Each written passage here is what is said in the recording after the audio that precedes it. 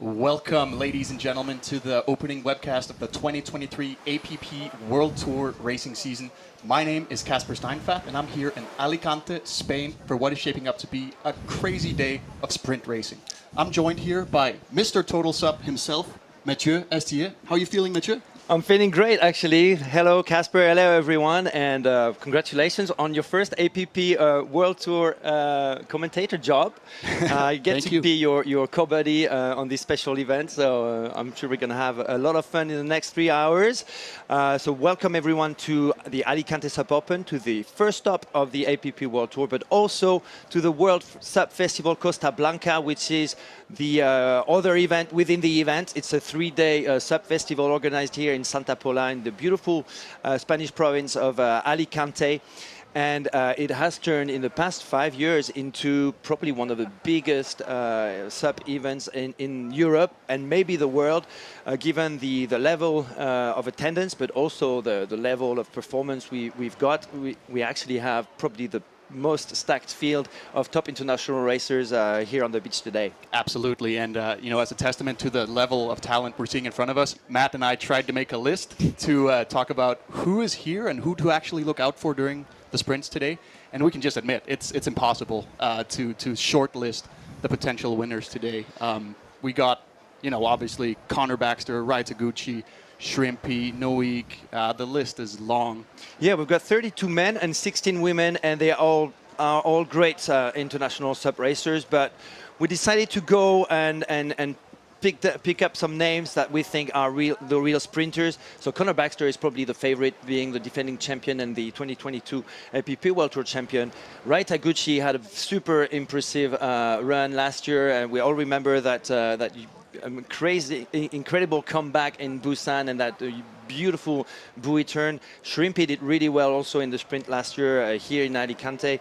Noé Garriou, he's got a world title as a sprinter, and Claudio Nica is super fast also in the sprint. So I guess that's in theory my top 5, but we only have four guys in the final. So it's a 4-man final, and I mean this is just the men's side of the draw.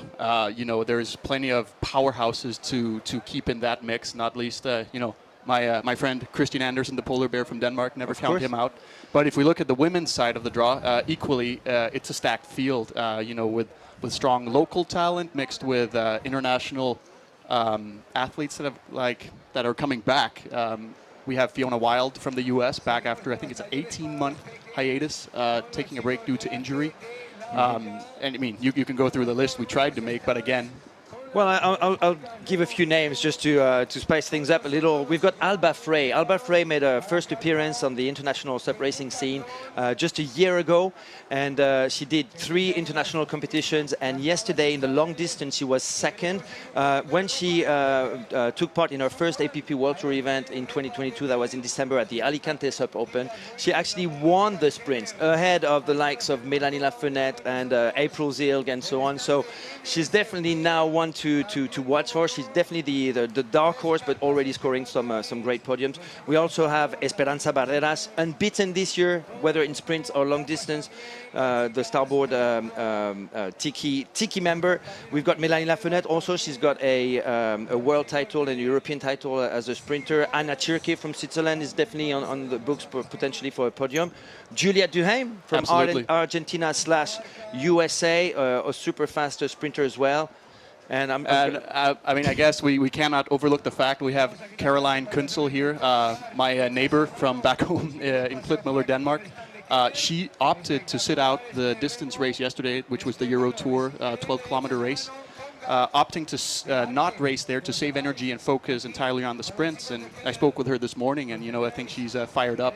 Obviously looking to have an advantage over her competitors. So, we have a field of girls and women that want to go out and set this course on fire. And so many other big names as well. But we've got a third commentator with us. It's Holly Maudsley. She's on the beach. She'll be doing the interviews all afternoon with us.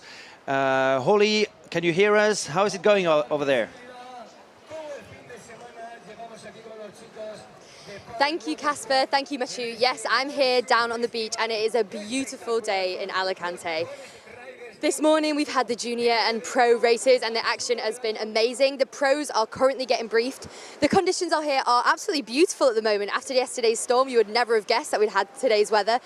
Not much wind at the moment, but there are a few little bumps which could make the sprint races extremely interesting. So the action is about to get underway and we're very excited down here. Machu and Casper, back to you. Holly, this is Casper here. I'm curious, what can we expect from the race course? What can fans at home expect from the course that is set? What's going to challenge the athletes today from your perspective down there?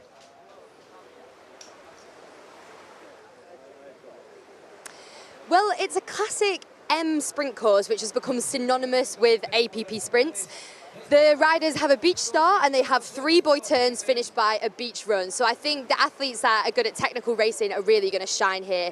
And there are a few little bumps, so I think these, especially strategic riders, might have an advantage today. I think the wind is going to pick up, which will make things interesting later. But yeah, it's looking beautiful. I think it's going to be a great day, Casper.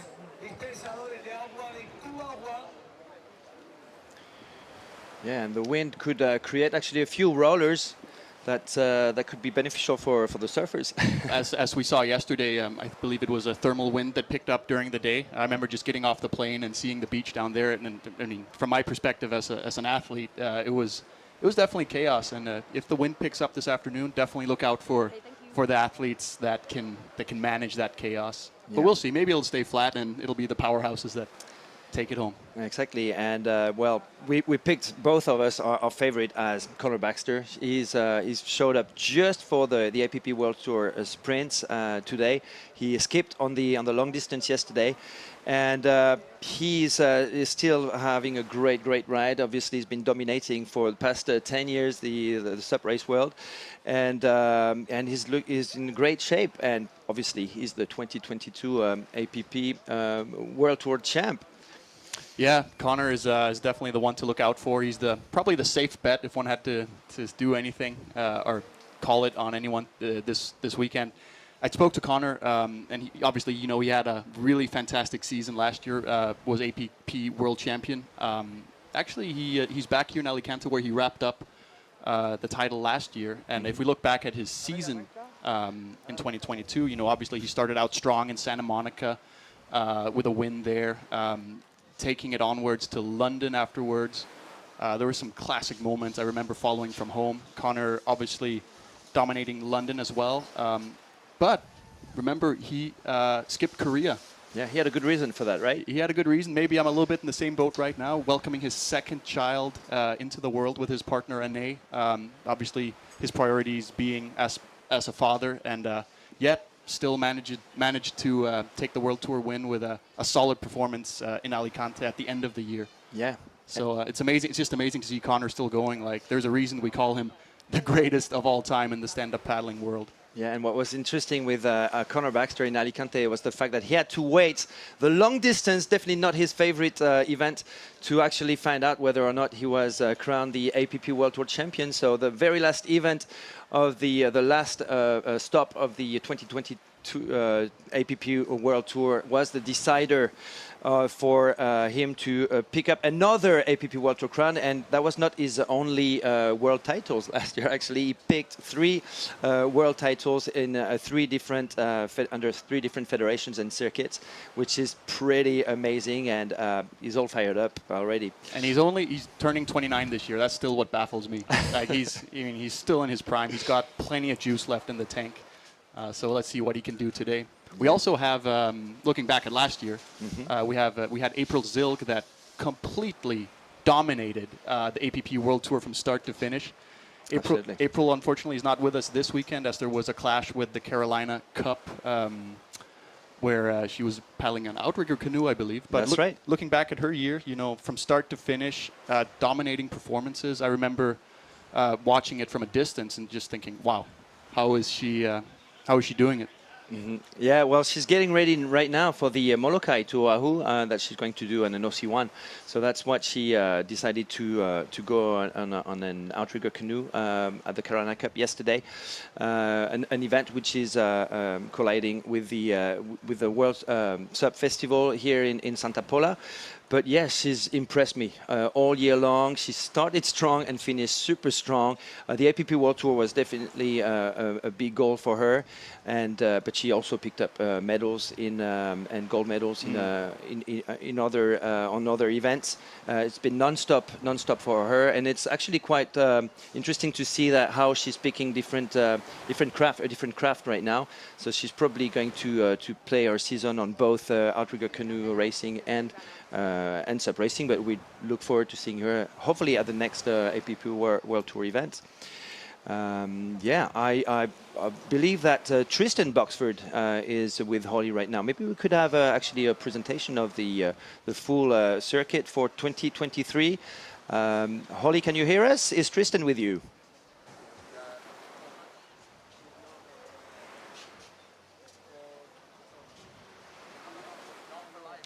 Oh. Okay, so Tristan is not there yet, but is coming up. We're standing by, waiting for a moment to speak with Tristan about what's in store for the 2023 season on the APP World Tour. Yeah, if we don't do it now, when are we going to do it? I mean, we're at the start of the season. It's kind of strange to actually, I mean, just from my perspective, to be here as a commentator, not be competing myself. I took a round around the event site this morning, and there's so much excitement in the air. I sense from the athletes to get started, and obviously the season has been going for a while, but I get the impression that this is the first real big show. Yeah. I don't know if that's just me or you have the same impression. Well, it's definitely a big show. The field is absolutely stacked, and I think we've got news from Holly. And Holly is with Tristan Boxford, the CEO of the APP World Tour, is going to give us some insight on what's coming up for the 2023 APP World Tour. Hello, Holly. Hi guys, thank you. Yes, I am here on the beach with CEO of the APP World Tour, Tristan Boxford. Tristan, first up of the 2023 season, what can you tell us about what the season's going to be like this year? I'm excited. It's great to be back here in Alicante. It's such a beautiful venue and so much energy here in this town, or this whole region, the province of Alicante. It's going to be an exciting season. I think this first event shows it. Really competitive field, and we're going to see action all year long. Excellent. Well, back to you guys in the studio. Hey, Holly, quick question. Casper here. I have another question for Tristan. Tristan, Mr. Positive, I always admire your energy. Can you give us your take on where the world of stand-up paddle racing is right now? Where do you see it going? What's the temperature like? Thanks, Casper. I'll relay that to Tristan. So Casper says he admires your positivity about stand-up paddling, but he'd like to know what you think stand-up paddling is. Where is it and where is it going? I've always looked at stand-up paddling as the kind of gateway to all ocean sports. It's a sport that opens the doors to all the different ways you can enjoy the ocean, but it's the most accessible and the most inclusive. It's something that really engages everybody, and anybody can jump on a board and go. So I think it's a really magical tool for the world of ocean sports. I think as we see in venues like London, like Busan, where you've got people from all walks of life coming in and able to immediately experience what it's like to be on the water, I think it's a magical thing. I think there's huge growth to come in the sport. And when you see the competitive events like this, the young coming into the sport, I think there's a great future ahead. Casper, does that answer your question, and do you have any more? Yes, that absolutely answers my question, and I think it's just it's a fantastic thing to just cement here in Alicante that. Matt, how many athletes is it we have from 29 or 30 countries? SUP racing is alive and well. Indeed. So yeah, I think it's just it's fantastic to feel this positive energy around the sport. Especially for me, having been in it for so many years. We're not going down, we're going up. Absolutely, and you know what? Alicante is the perfect backdrop for this event. You feel that intense energy over here with the Paris Water Sports, the organizing club, more than 200 members, all SUP racers, not just leisure stand-up paddlers, but actually SUP racers. You've got plenty of kids. Let me take this opportunity to thank a few official partners. Comunidad Valenciana, Diputación de Alicante, Alicante City, Santa Pola Turismo. Go to alicanteturismo.com to find out more about the treasures of this beautiful Spanish province. Did you get a chance to experience the local food, music, and Well, feel? if you can consider going to dinner with you last night and you're just basically pointing at the menu like, Casper, you got to try this, this, and this. And I feel like I'm getting part of the experience here. But again, it's one of these places, it's hard to just come in for 2 days for an event and actually get the real feeling. I get the sense I should come back and spend more time. Well, I've been here since Wednesday and I enjoyed a lot of food and plenty of music because this festival is also about live music every night. We're going to take a little commercial break, so don't go away because there's plenty of high-octane action coming up on your screens.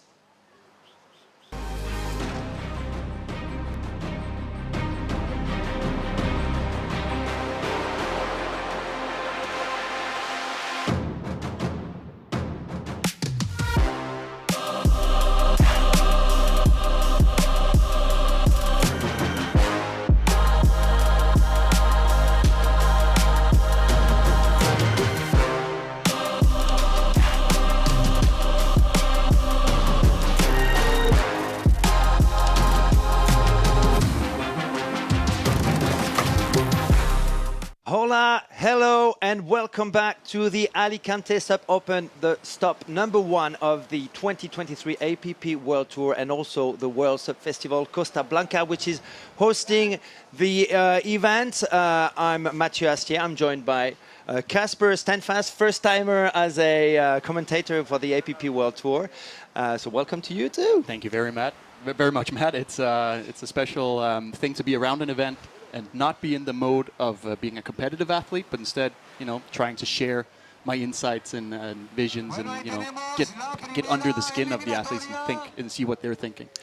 Do you allow me to remind everyone that you're a 6-time world champion and definitely known as a sprinter? So how many world titles have you got as a sprinter, actually?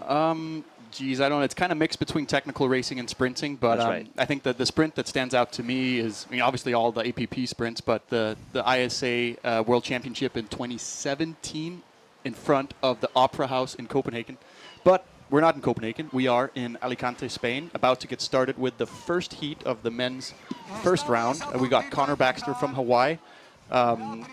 Mathieu, let's run through the names Sergio here. Cantoral Kiran, one of the top juniors, actually is from the Paris Water Sports Club, the local club. And we got Rafael Sirvent, strong local talent as well. Absolutely a great technical racer and sprinter. And Guillermo Goyanes Vasquez. I don't know this guy. So, yeah, let's find out who's going to come up first. But, my money is on Connor Baxter, right, I have to say. Well, Connor is obviously the safe choice. He has proven himself time and time again. He's opted to just focus on the sprint this weekend. Did not do the distance race yesterday. And maybe just to bring people at home up to speed with what's happening. So we're about to start the first round of the event, the men's round of 32. There's 32 men in the draw. That means there's 4 heats in the first round of the men's, 4 persons in each. The elimination process is as follows. The first place in the first round advances directly to the quarterfinals. Number 2 and 3 in these heats advances to the repechage, while the 4th person is eliminated. Yeah, so it's a cutthroat situation right from the start. Bang, let's go. This is action from the get-go. I could definitely put myself in the position of the athletes on the line. Like, if there isn't necessarily a second chance, everything's on the line. Even Connor is not safe. Absolutely. So whoever makes a mistake is probably going to pay it dearly. It's definitely a game of nerves, right, at this stage. How do you handle this kind of situation, Casper? As an athlete, I think this is one of the most nerve-wracking situations, apart from a final. Like, the very first heat, you have obviously a beach full of spectators, fans. You got music, high energy, high octane. Each athlete has their own way of coping. Some are good at just focusing on themselves. You can kind of meditate and get in your own zone. And there's many ways to approach it for myself. Like, I'd always just try to jump in the water, clear my mind. And, I can't really say what's the right thing to do, but it's fascinating to see how each athlete approaches it. Yeah, well, Connor Baxter decided to go for his corner dance, as you could see, but expect to see definitely the chalk stroke into action in a few seconds.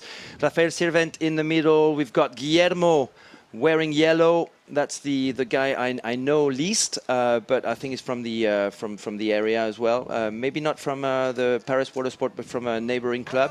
In white, the tall guy is 16-year-old or 17-year-old Sergio Cantoral, who's a world champion in the junior in technical racing, by the way. And we see the racers lining up on the line. They're about to be set into the starters' orders.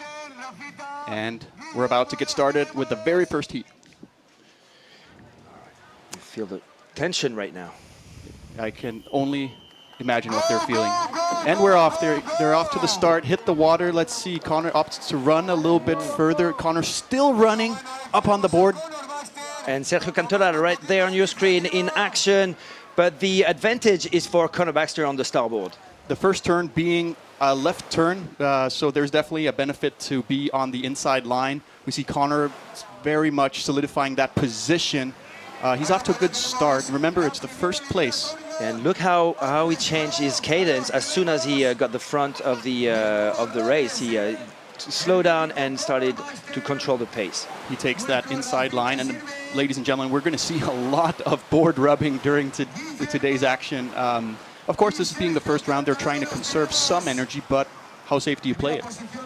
Yeah, on the inside, we've got Sergio Cantoral on the NSP. So one NSP board, which is actually one of the main sponsors of this event. And three starboards. Connor Baxter from Maui still in front, reaching buoy number 2. Buoy number 2 being a right turn, Connor's favored side. I like the right turns as well, but Connor seems to be in very good pace, very good control. He's conserving energy now. Connor is no stranger to this type of format. He knows what it takes, and it's a long day ahead of us. So you don't want to spend all your juice just yet. Yeah, and he arrived early. I met him. He's the first guy I met on Wednesday on the beach, and he was training, and told me that he was keeping indeed the long distance. Yesterday's gnarly long distance race, just to keep all the energy for today's APP World Tour Sprints. In the lead, Connor Baxter, followed by Rafael Sirvent in blue, Sergio Cantoral on the NSP, the junior, in third, and here comes Guillermo in yellow in fourth. Now is the final stretch towards the finish line on the Santa Pola Levante beach. And pay attention to this final stretch. Like as I was looking at the water earlier today, there are some small bumps coming through, and definitely the guys that are comfortable in these mixed water conditions, they're going to be looking for every opportunity to get a little push towards the finish line. And we know how good Connor is at finding those little bumps, those ghost bumps, I would call them. And here he comes on the beach, casually running up with his board. This is the Connor Baxter, ladies and gentlemen. There's a reason they call him the greatest of all time. Big smile on his face. I'm sure his family from home is following, and son Tressel. Rafael Sirvent in second, and here comes the junior Spaniard Sergio Cantoral in third. So 2 and 3 are going to repechage, while Connor is going straight to the quarterfinal. And so taking a recap at the so looking at the replay from the first heat here, obviously Connor off to a good start after the second buoy, a commanding performance. Rafael is in a second place. You know, I think Connor had it in his mind to definitely just get a good start, save some energy by skipping around. But a mellow start to the race. I wouldn't say there was a whole lot of fireworks here. But down to Holly on the beach. Maybe we can get some words from Connor. Well, in a few seconds when they tell me Holly's ready. But what do you make of this first round? Well, you know what? Connor kept it under control. He did the job, and he's looking good. But he is now with Holly. So Holly, take it away for your first interview of the day. Thank you, Matthew. Yes, I'm here on the beach with Connor, winner of heat number 1. Connor, give us a little bit of insight. What are the conditions like there? Yeah, it's definitely a good day for some sprints. Not too windy, but there's still some bumps and chops to get there, especially with all 4 of us blasting out to the first buoy. You turn it, you got all the side wake on the way back, but you know, just kind of testing out the waters in these first few rounds, kind of you know, deciding what my strategy will be going into the next ones. Good luck, Connor. Thank you. Back to you guys in the studio. Thank you very much, Holly. Thank you very much, Connor. And well done, Connor. Obviously, the favorite, our favorite so far, anyway. And we're lucky actually to open the event with Connor Baxter setting a reference time. Reference time. Connor also being the defending, not just world champion, but also sprint champion of the Alicante SUP Open. SUP Open last year. And you know, I think it's also we got to get started. Like we're kind of building momentum through the first few heats here, but. Here we go, looking into heat number 2 of the first round. In red, Ludovic Teolade. In white, Manuel Joyuela Rojas. Yeah, a strong Spaniard from the north of Spain. Fernando Perestera from the opposite side of Spain. Is from the Andalusia, from Caños de Meca, I think it's called. And Andre Crater, a former sprint kayakist, powerhouse.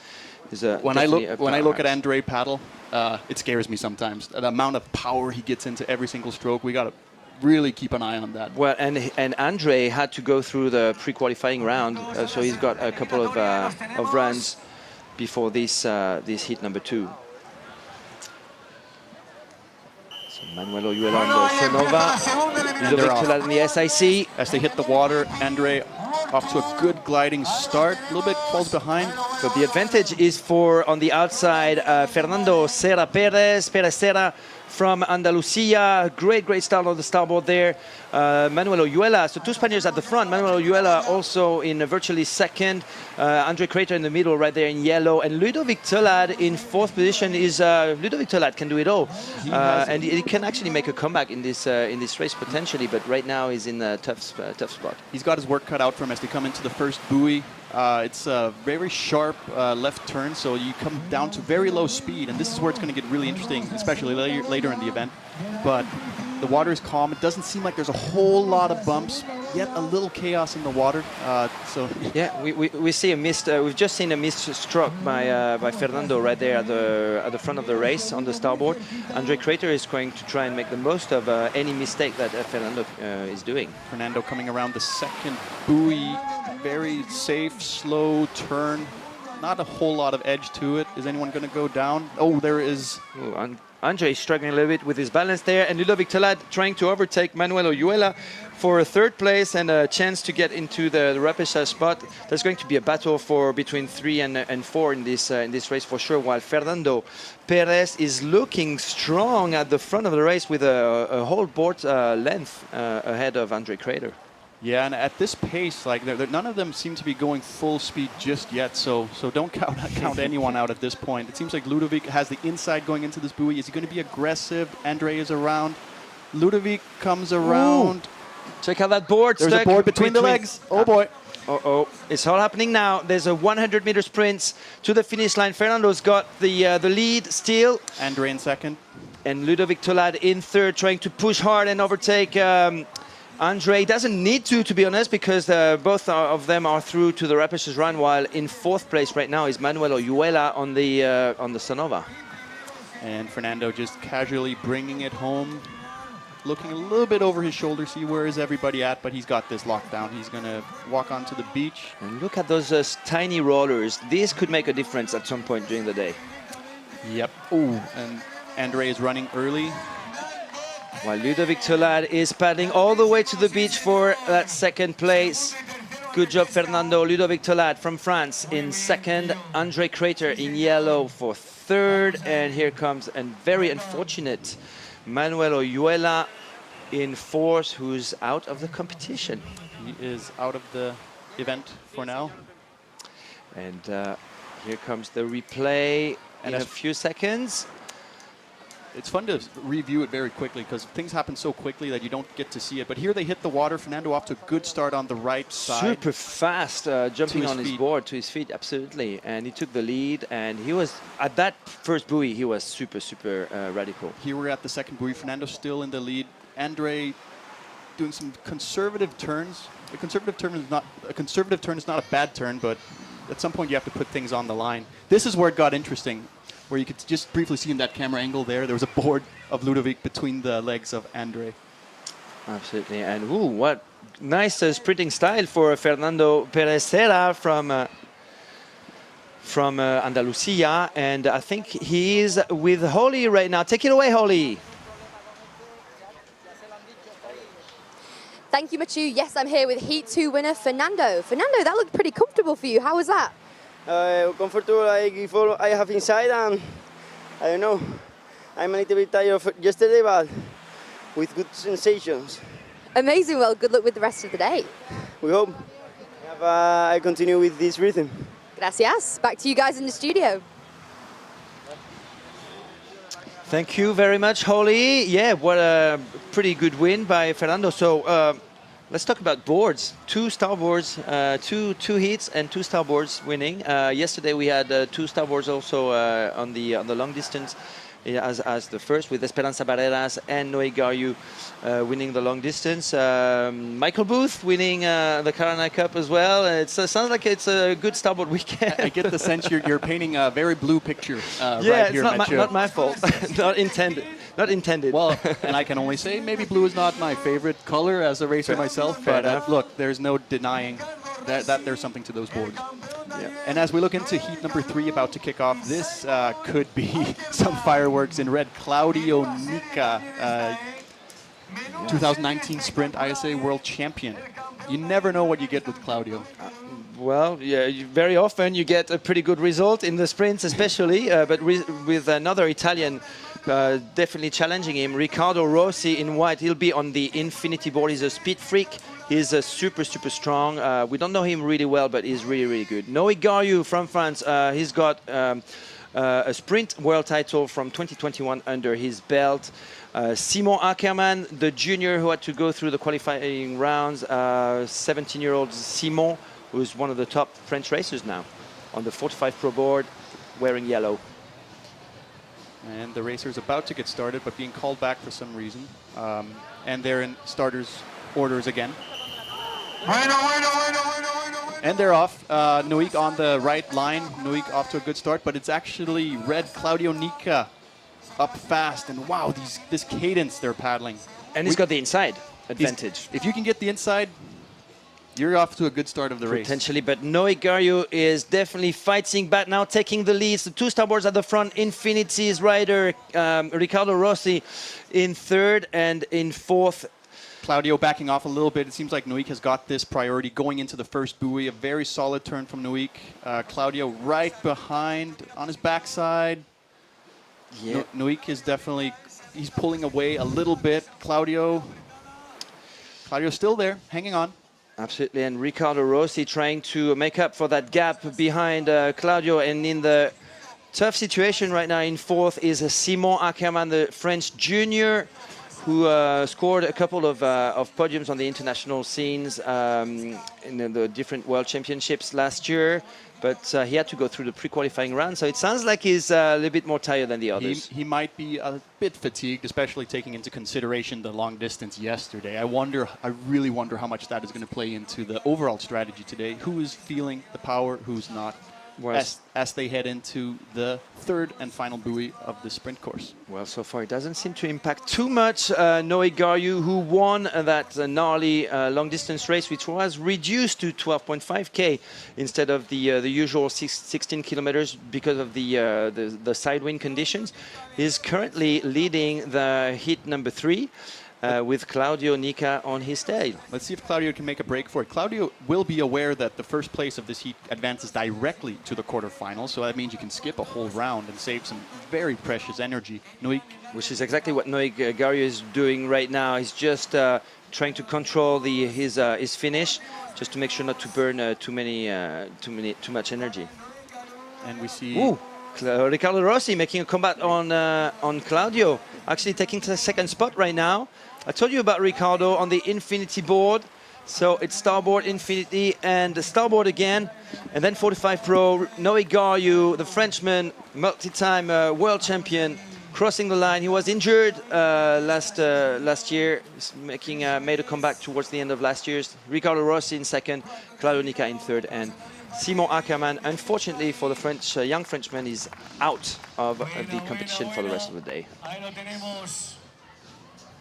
And as we look at the replay coming up here, as they're off to a good start, Noik We got Claudio getting off to the better start on the left, and that's definitely a calculated risk he took because it's a longer line to the buoy. Claudio also backing in behind Noik as they turn the buoy.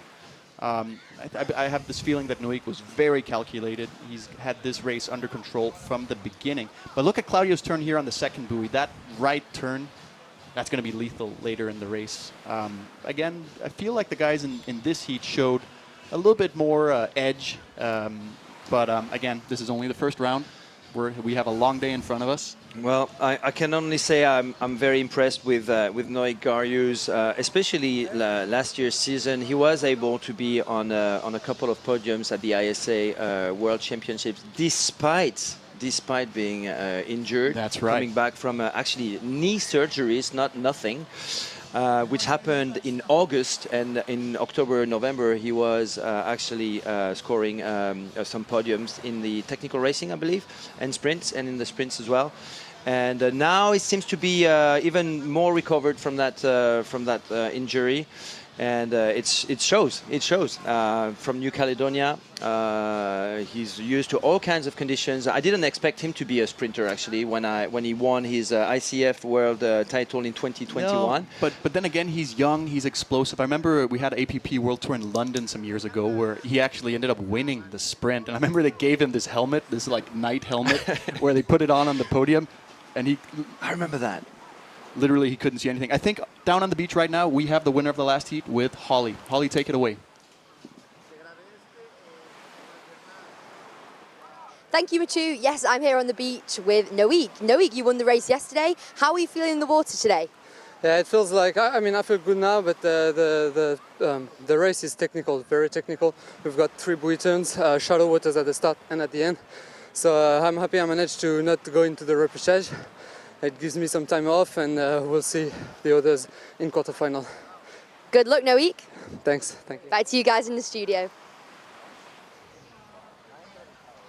Yeah, and we got Noik right there. A little bit out of breath, smiling, you know, the Noik we know, full of good energy. Yeah, let's make sure he controls that energy that is throughout all the different rounds. But he's through to the quarterfinals. Quarterfinal. So obviously the second and third have to go through repechage. So yeah, he's got a bit of time to recover from that first heat. And here we go, heat number 4. Rai Taguchi, Blue Ewer in white, and we just looking at Rai Taguchi. I know you said Connor was our favorite. I have a feeling about Rai today. The samurai, the comeback kid.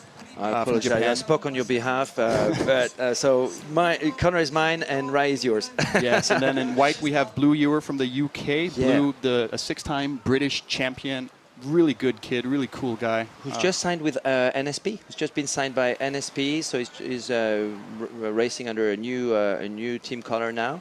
And he actually went to New Caledonia for his winter training. All Then right. we've got Unax from the Basque Country, a young athlete. And the fourth one being Ollie from New Zealand. Ollie making Houghton. a comeback. So as we get started for heat number 4 on the line. And they're off. Rai on the inside right line. Oh, and we have Blue going down Unax. Wow, and great start by Ollie Houghton there from New Zealand. What an impressive start. He actually had a better start than Rai Taguchi. Yeah, I look forward to seeing a replay of that start. What exactly went wrong for Unax? But as we see, Ollie making a very strong charge towards that first buoy with Rai on his right side and on his left having Blue Ewer. Well, we said that we would have plenty of people creating some surprises, and indeed, that's what's happening right now with Ollie Houghton from New Zealand. Wow! Now a 10-meter lead over one of the favorites, Rai Taguchi from Japan, and Blue Ewer in third. So these 3 right now virtually are through. We've got Unax, the Basque SUP racer, the young Basque SUP racer, in 4th position, but Ollie Houghton looking super good. What do you know about Ollie, Well, Casper? Ollie's I remember competing with him at ISA Worlds several times. Ollie's like one of these kids that's just got this momentum to him. Like when he means business, he's on. I think he kind of got a break at the first buoy. I believe there was a little tangle between Rai and Blue.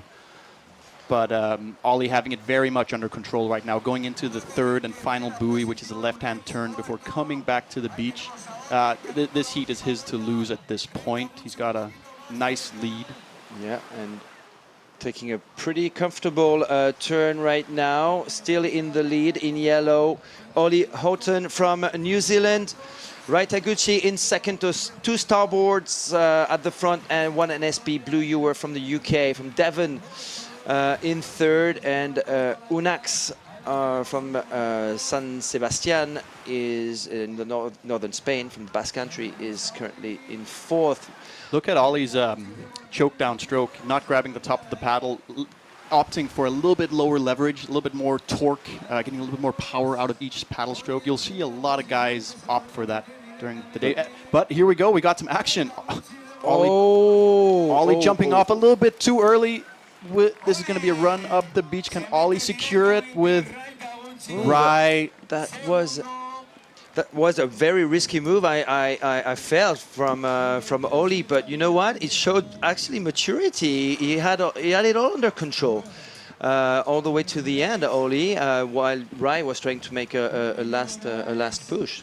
Yeah, that was Rai, the comeback kid. Don't ever count him out. I look forward to seeing the replay here coming up in a second. What exactly happened on the start, as I believe it was Unax that went down.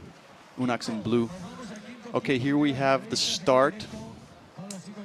And as they run out, what goes on here? He gets on his board, a little bit off balance, goes off the left side, and yeah, loses a few crucial seconds there. Ollie having a very clean turn. Pay attention here. I think there might be a tanglement between Blue and Rai. Blue's well board. Spotted, Casper. Blue's board just slightly hindering Rai's progress, but which allowed Ollie Houghton to fly away from the crowd for his win, and a last comfortable buoy turn for the New Zealander, who's making a pretty good impression to me at this stage, I have to say, and going straight to the quarterfinals. Ollie means business today. There's no doubt about that. But I do want to emphasize, pay attention to Rai throughout the day. He has not just a phenomenal buoy turn, but he has an extra gear. And I think Ollie is with Holly. Ollie is with Holly right now on the beach. So take it away, Holly and Ollie. Thank you, Machu. Yes, I'm here with Ollie. Ollie, this is your first APP event and you've just won your heat, and it was against one of the best sprinters, Rai Taguchi. How are you feeling? Oh, I feel great, actually. Yeah. No, absolutely stoked to beat Rai. He's an unbelievable paddler, and I had to fight my way through the qualifying rounds first and got into the pro event, and yeah, stoked to take it out. And I was going to say, yeah, you've already had a few heats today, so do you think you can keep this momentum going? I think so. You got to believe, and positivity is key, you know. Nice. Well, good luck with the rest of the day, Ollie. Back to you guys in the studio. Well, Holly, it actually stresses what I was saying. I felt the confidence in that very last move while he was reaching the beach. You know, running next to his board. I thought that was a bit of a chance he was taking, but he actually knew exactly what he was doing to stay in first position. Calm, calculated.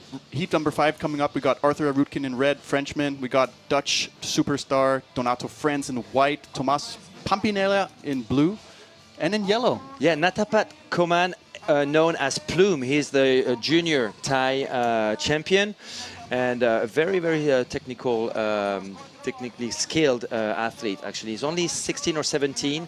He made to me a big impression in 2021 in Hungary at the ICF World Championship, and since then he has grown in skills and performance. So definitely one to watch as well.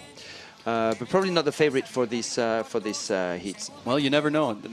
It's always good to have a dark horse and a young gun to mix up the dish. Arthur Arutkin, obviously the 2018 world champion in red on the right side of the start line. Who's not racing on a Fanatic board, as you can see, is on Infinity, and he's got a pretty good start. Ooh, Donato some Franz havoc on up. the left-hand side. Natapat going down, yellow down. We have Arthur on the far right coming off to a good start, but Donato and Tommaso Pampinella. That's Tommaso, yeah. Tommaso on the inside. Second, yeah. And Donato Franz, the 17-year-old from the Netherlands. the Dutch powerhouse in third right now, and unfortunately for yellow, Plume, Natapat Koman. Going into the first buoy here, Arthur, solid first mark rounding. Oh, there is battle for second and third place. Donato getting a little better of that exchange. And Donato France, yes, indeed, taking over Tommaso Pampinella, Il Gladiatore in third place. Now, Donato France, is he going to be able to make a comeback on the ever-experienced Arthur Rudkin on his new Infinity board? Well, that gap, that's a tough gap to close in a very short race. It's going to take Arthur to almost make a mistake to lose this. Donato, though, one thing I want to highlight about him is he's a tactician. He's got, he's got power, muscles, but in his mind, there's a very calculated athlete there. And as we see at the second buoy, some very close action between Natapat and Tommaso. Yellow. And look at what Plume, the Thai kid, is doing to Tommaso Pampinella now, taking the third spot, I think, while Arthur Rudkin is flying away for victory, his first victory of the day as he reaches the last buoy of the course. He might even have a little croissant coming in, having a little refreshment before the action continues. Donato in white turning second. Now he's got his eyes set on the beach. I don't know if he's going to mount an attack on Arthur. It is the first round, but...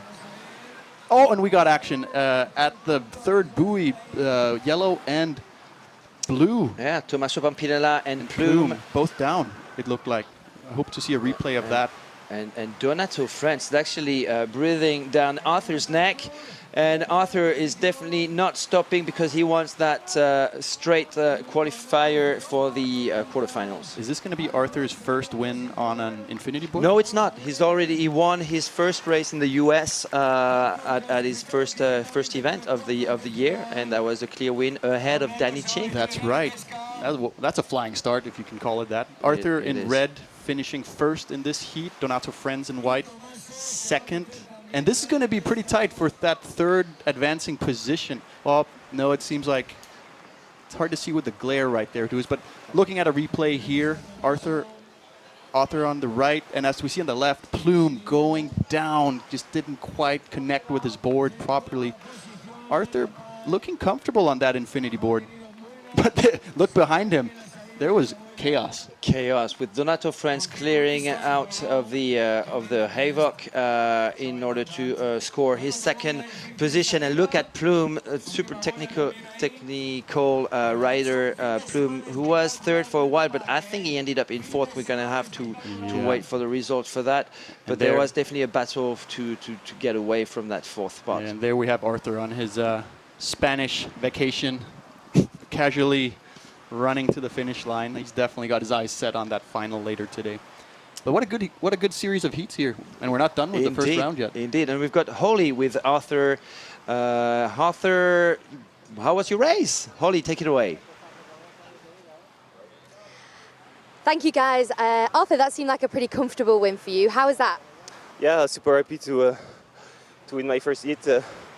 Not feeling the greatest, a bit of a cold, but super happy to be back out there. Do you think you can keep the momentum going for the rest of the day? It's probably gonna be tough, like I just said, and the level is super high. And but yeah, super happy to be racing anyway, and gear feels great. Awesome. Well, good luck, Arthur, with the rest of the day, and back to you guys in the studio. I like Arthur's haircut. He looks fast. Is that because he's a speed freak now? He worked his haircut just to take the edge on the competition on his new Infinity board. Yes, he was signed only a couple of months ago by Dave Beeney, the founder of the California brand. And actually, it's a good turnout this weekend for the Infinity crew. You've got Mari Carmen Rivera, who was third in the last ISA World Championship. Ricardo Rossi, Arthur Rudkin. I'm missing one, but it'll definitely come back later. But yeah, it's a good turnout for Team Infinity and a great win for Arthur Rudkin in hit number 5. We've got 3 more men's hits to go in this first round of sprint competition here on the stop number 1 of the APP World Tour 2023. It's called the Alicante SUP Open, and it is part of the World SUP Festival Costa Blanca, one of the biggest stand-up paddle festivals in the world. And we've got coming up heat number 6. I believe we're going to see a replay here first again to see exactly what happened at that final buoy. And there's definitely carnage. It's a little bit hard to gauge, but we definitely see yellow and blue going down. Tommaso and Plume having an encounter. What happens? It seems like... Okay, as soon as Plume fell down, he lifted his arms. So I don't think he tried to grab the board or anything like that. Then like Tommaso Pampilla was left on his own and fell again. What happened? Okay, so he misplaced his paddle, but yeah, that was a tough one. I'm not in a position to judge exactly who was. Well, there's the actually a judge review at this stage. Yeah. All right, looking at heat number 6 coming up from Denmark, the polar bear Christian Andersen in red. Yeah, I'm biased. Yeah, you are. I love Christian. He's like your little brother, Christian, isn't he? Yeah, he's my neighbor. So Dan Miller from Canada, 43-year-old Dan Miller on NSP, Davide Alpino on starboard, a very up-and-coming champion from Italy, and then Antonio Morillo, who had to go through the qualifying rounds, also a very, very strong athlete from the southern Spain. And looking at how the athletes are lining up, it appears Christian is on the far right. It appears the top seeds are opting for the right lane, which is the shortest distance to the first buoy. And just to reiterate, it is first place that goes directly to the quarterfinals here. Second and third are onto the repechage, and fourth place is eliminated as we about to get started with heat number 6 of the first round here. And the athletes are off. Very quick start. Christian opting to run on the right a little bit longer, a few bunny hops. And we have white Dan Miller. Ooh, Christian Andersen is flying right there on the left-hand side, and someone stopped. Was that Dan Miller? Dan Miller stopped. I could not see if it was a technical malfunction. Is his paddle maybe broken? It's hard to see. Sure. Pushing hard, Davide Alpino trying to get that inside towards as they are reaching the buoy, but Christian Andersen has managed to stay in front. Davide Alpino, the Italian, in second place, and Antonio Morillo from Spain. So we've got Denmark, Italy and Spain at the front, and it looks like it's over for Dan Miller. I don't know what happened exactly. We're gonna have to see a replay what happened to Dan, but that was a very interesting buoy there with a collision course almost between red and blue. Davide and Christian. Christian commanding after the second buoy here. He has created definitely 1 or 2 board length lead. You know what? I love to see Christian in that, with that fierce look and that explosivity. I'm just hoping and praying that he keeps that intensity all the way to the final, because clearly he deserves it. And last year, I have to say, I was a bit disappointed with Christian reaching always the final stages of a lot of big events, but always a little short of the actual podium. Yeah, Christian is his own hardest critic. Having pushed him into his first wave when he was 8 years old, he's always very hard on himself, but he definitely took another line right there than the rest of the field. But Christian, you know, as you said, there's that like X factor, like there's that extra little bit that sometimes we miss seeing. Like we want to see that fire where you get the feeling he's just about to tear someone apart. He's too nice of a guy. I know he's working on becoming more of a bad guy. We should send him to a boot camp.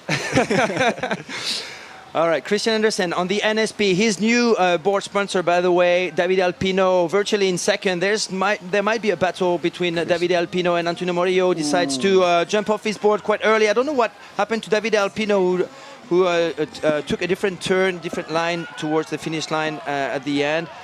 There's the sprint finish between Davide second and Antonio Morillo third. Those two are through to the repechage rounds, while Christian Andersen goes comfortably to the quarterfinal along the likes of Arthur Rudkin, Connor Baxter, Fernando Perez-Terra. And here we go with the replay. Look, pay attention to white. What happened with Dan? He tries to get up, gets down, and he grabs his paddle now. Oh, he broke his paddle. Oh dear. Oh dear. Ouch. That is devastating. Being an athlete, I can only relate to that. As you lose, it's so much out of your control, and you see everyone pass you by. that's a bummer for Dan Miller. Very strong Canadian presence. Was hungry. I know he's been hanging out with Christian over the past few weeks and training with him and Linus. Yeah. Carlson's from Sweden. He also spends a lot of time with Bodie van Almen in the States.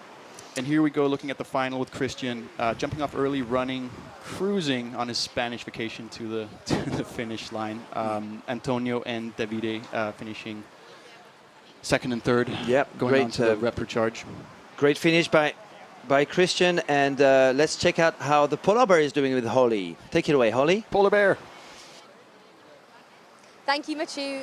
Yes, I'm on the beach with Polar Bear after winning his first heat. Christian, amazing first heat, no mistakes. How was it out there? Felt good out there. Still a little bit flat, but there's some small bumps you can catch, and my board felt great. Felt good in the first round. So. Yeah. And on the commentary, Casper was saying how you're too nice and you're working on being a bit of a bad boy out on the water. Is that true? Yeah, probably a little bit. He got all the insights, but yeah, I'm trying to be a little more aggressive, but I feel good. I got out in front first, so I was able to hold that lead, and that felt good, yeah. Well, good luck with the rest of the day. We'll be cheering for you. Thank you, Holly. Back to you guys in the studio. Thank you, Holly. Thank you, Christian. And we do have some news from heat number 5 and the judgment review. The judge review, sorry. It was an unforced error, so the ranking remains unchanged. And I believe it was Tommaso Pampinella in third and Plume, aka Napakat Koman from Thailand in fourth out of the competition. We are going to move on to hit number 7 already. Wow, this is fast-paced. I like it. I like the sprints. Like we got action on demand, like boom, boom, boom, back to back. And I like the course length as well. It's not too short, not too long. It's perfect for plenty of action. That is and plenty of possibilities as well. And that's the great quality of the sprint, in my opinion, is it's viewer friendly. You got a lot of quick decisions having to being made by the athletes. You don't have a lot of luxury to just float around and wait for something to happen. You got to make stuff happen. But yeah, I'm actually itching a little bit to get back on the start line. Okay, so last name missing there. It's Clément Colmas from New Caledonia / France. In second spot, we've got Leonard Nica from Italy. We had Ty, the Aussie from the NSP rider from Australia, Ty Judson. Who was fourth? And in fourth, I missed that. What we are going to try and recognize those faces as soon as they're on screen. Taking a look around. Someone who had to go through the repechage round, the pre-qualifier rounds, and I'm not sure who that is in yellow on the starboard. Could be one of the local Spanish kids. Let's try and find out who that guy in yellow is. I have the heats right here. This is heat number 7.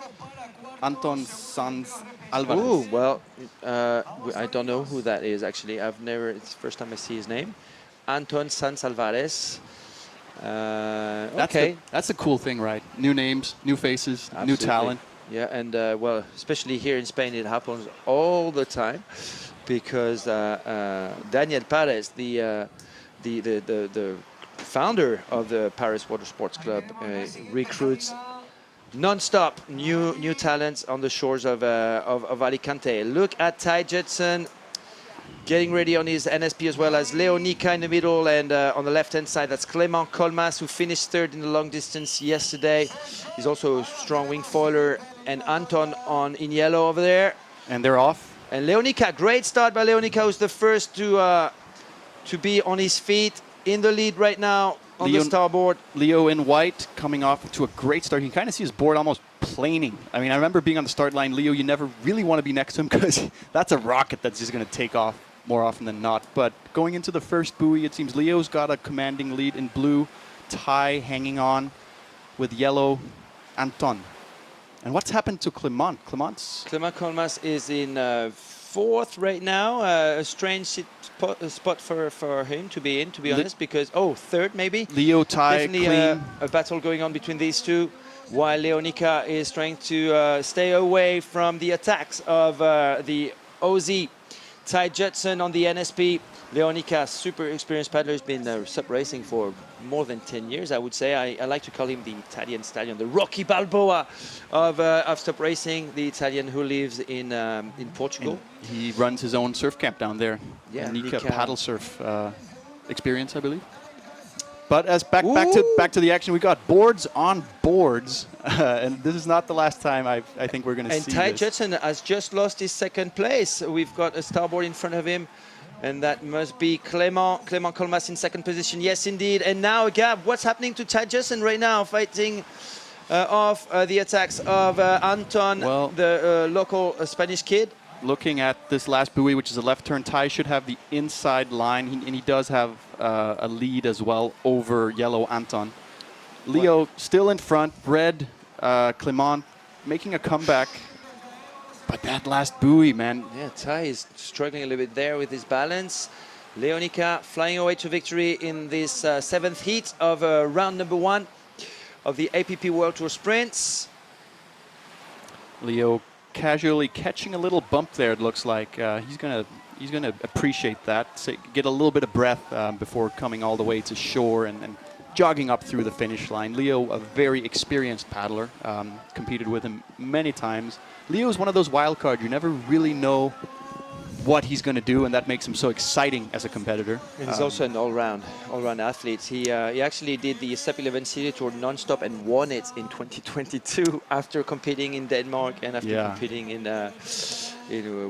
Denmark. Second place. In Poland. Clément coming in second place. Blue Ty making it onto the repechage, and unfortunately in yellow, Anton Sanz Alvarez. Out. Okay, watching a replay here. Leo quick to his feet. Leo off to a very good start. Ty kind of hesitating a little bit, caught in a little box there between Clément and Anton. Turning the buoy, Ty seems in control. And Ty still in second, but I think Clément Colmas basically attacked at the second buoy. And that's where Ty Judson lost his second place, but managed to stay in the game with his third position going through the repechage. There's a point if you're not going to get first place and you can stay somewhere safe between second and third, you don't want to spend too much juice fighting it. So also, some very tactical, conserving decisions being made at this point in the event. Absolutely, and I think Holly is with Leonica. Take it away, Holly.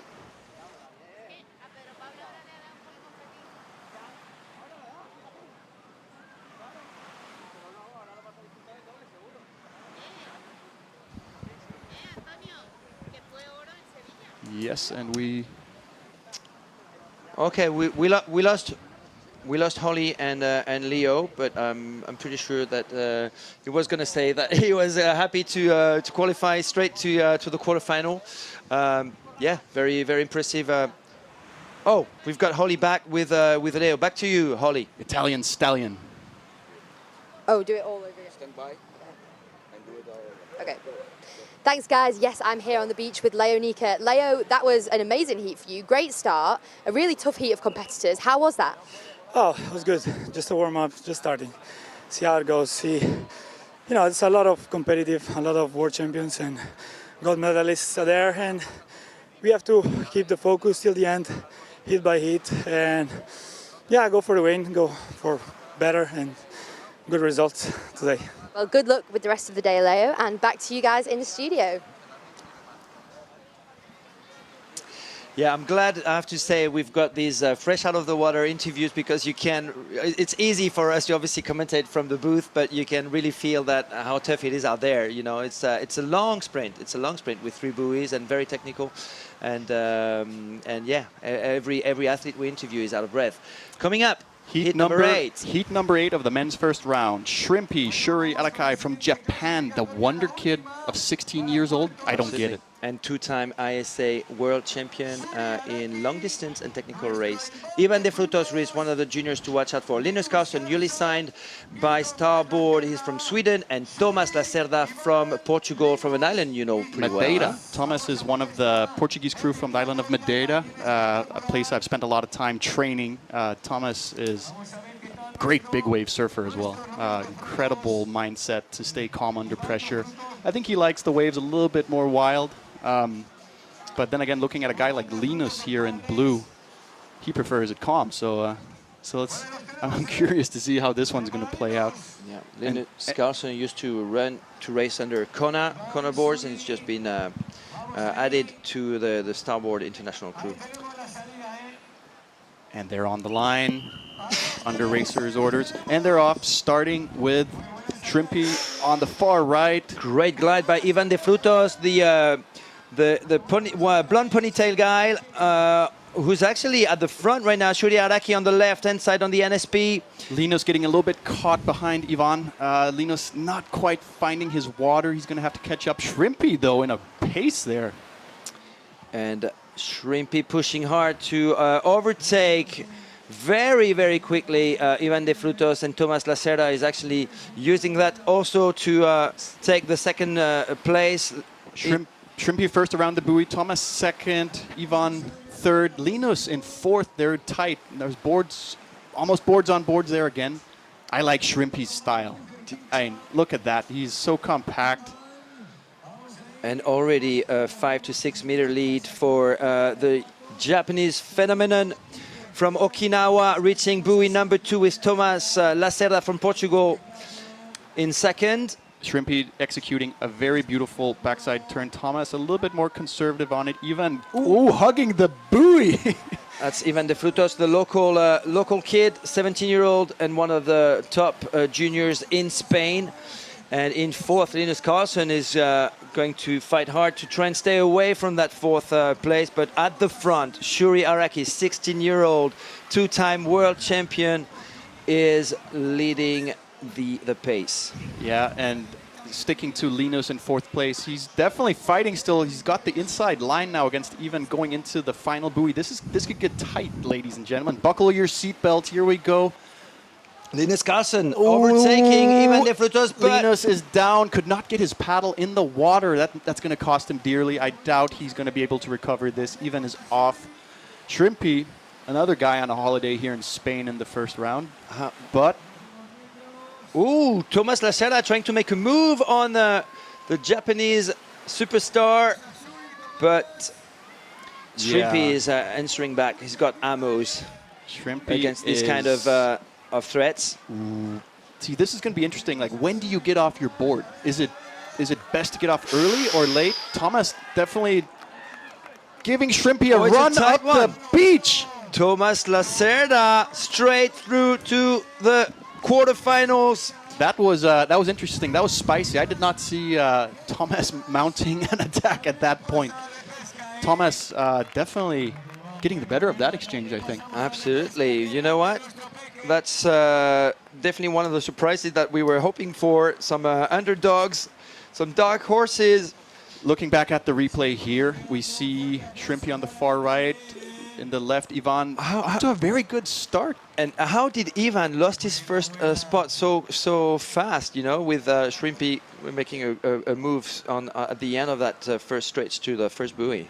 Yeah, sometimes you just lose the steam. It just happens. Shrimpy coming around first at the second buoy. Thomas in second. Again, third and fourth get tangled. And this last buoy is the one where things get interesting. Pay attention to Linus in blue. Going down, what you couldn't see was he could not get his paddle in the water and therefore lost his balance. Shame for Linus. And here, this is the interesting part. Thomas maybe having slightly longer legs. Yeah. You think that made a difference? And some maybe faster sprinting skills as well. Thomas Lacerda. Shrimpy didn't expect that, I guess. And Thomas Lacerda is with Holly. And yeah, how was it for you, Thomas? Thanks, guys. I'm down on the beach with Thomas from Portugal, who just won the last heat. Thomas, wow, you must be super happy with that. You just won one of the best sprinters, beat one of the best sprinters in the world right now. How is that for you? Yeah, I'm really happy with the result. First hit done. We have a few hits till the final, so keep paddling and keep having fun. And let's see how it's ends. And beating a paddler like Shrimpy in round one, does that give you confidence for the rest of the day? Yeah, for sure. Like the start in the qualifiers, I was like a bit nervous, kind of like having not finding my rhythm. And now I saw Shrimp and I thought, it's my time now. I need to try to win Shrimpy. No, he's a really good paddler. He's a world champion, and he's definitely one of the best in the world. I'm happy with that, but I know that it's not the meaning that I will be the champion. I need to keep making it till the final if I can, and that's my dream, be one of the best sprinters in the world. Great. Well, congratulations, Thomas. That was great to watch. Back to you guys in the studio. Thomas Lacerda. Well, that's one of the two big surprises of the day, as far as I'm concerned. The other one being Ollie Houghton. I didn't expect him to be there. Both coming through the qualification rounds. Absolutely. So yeah, they did use that to get a bit of experience this morning and know the course well. They did really, really well. That was the last heat of round one for the men's. What do you make of this? This start of the day? I make the conditions are great. We have a course that's exciting. Everything looks promising for what's going to be a great show later. I'm a little bit, I wish I would see some of the athletes give a little bit more edge in these heats. But then again, you got to play the strategic game. And then, maybe for me as an athlete, I would be doing the same thing if it was me out there. But as a spectator, I want to see action. Well, the action is definitely going to unfold in the next couple of hours. But before that, we're going to take a quick commercial break.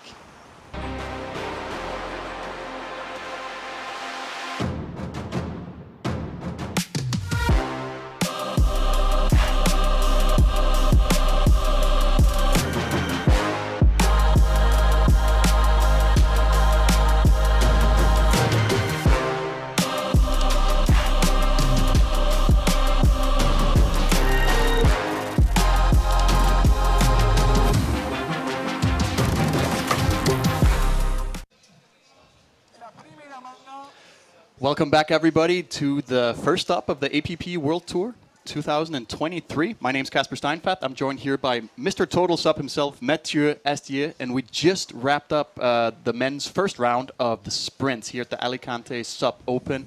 Some great action, and now we got the women coming up. Yeah, plenty of action coming up still. And on your screen already, the hit number one getting ready. We've got Juliette Duhaime from Argentina/USA, Elena Echeverria Aranburu from San Sebastian in the Basque Country, Fiona Wild, she is back from Hood River, Oregon, USA, and Erica Reville from France. She actually lives in the Canary Islands, but she is a French national.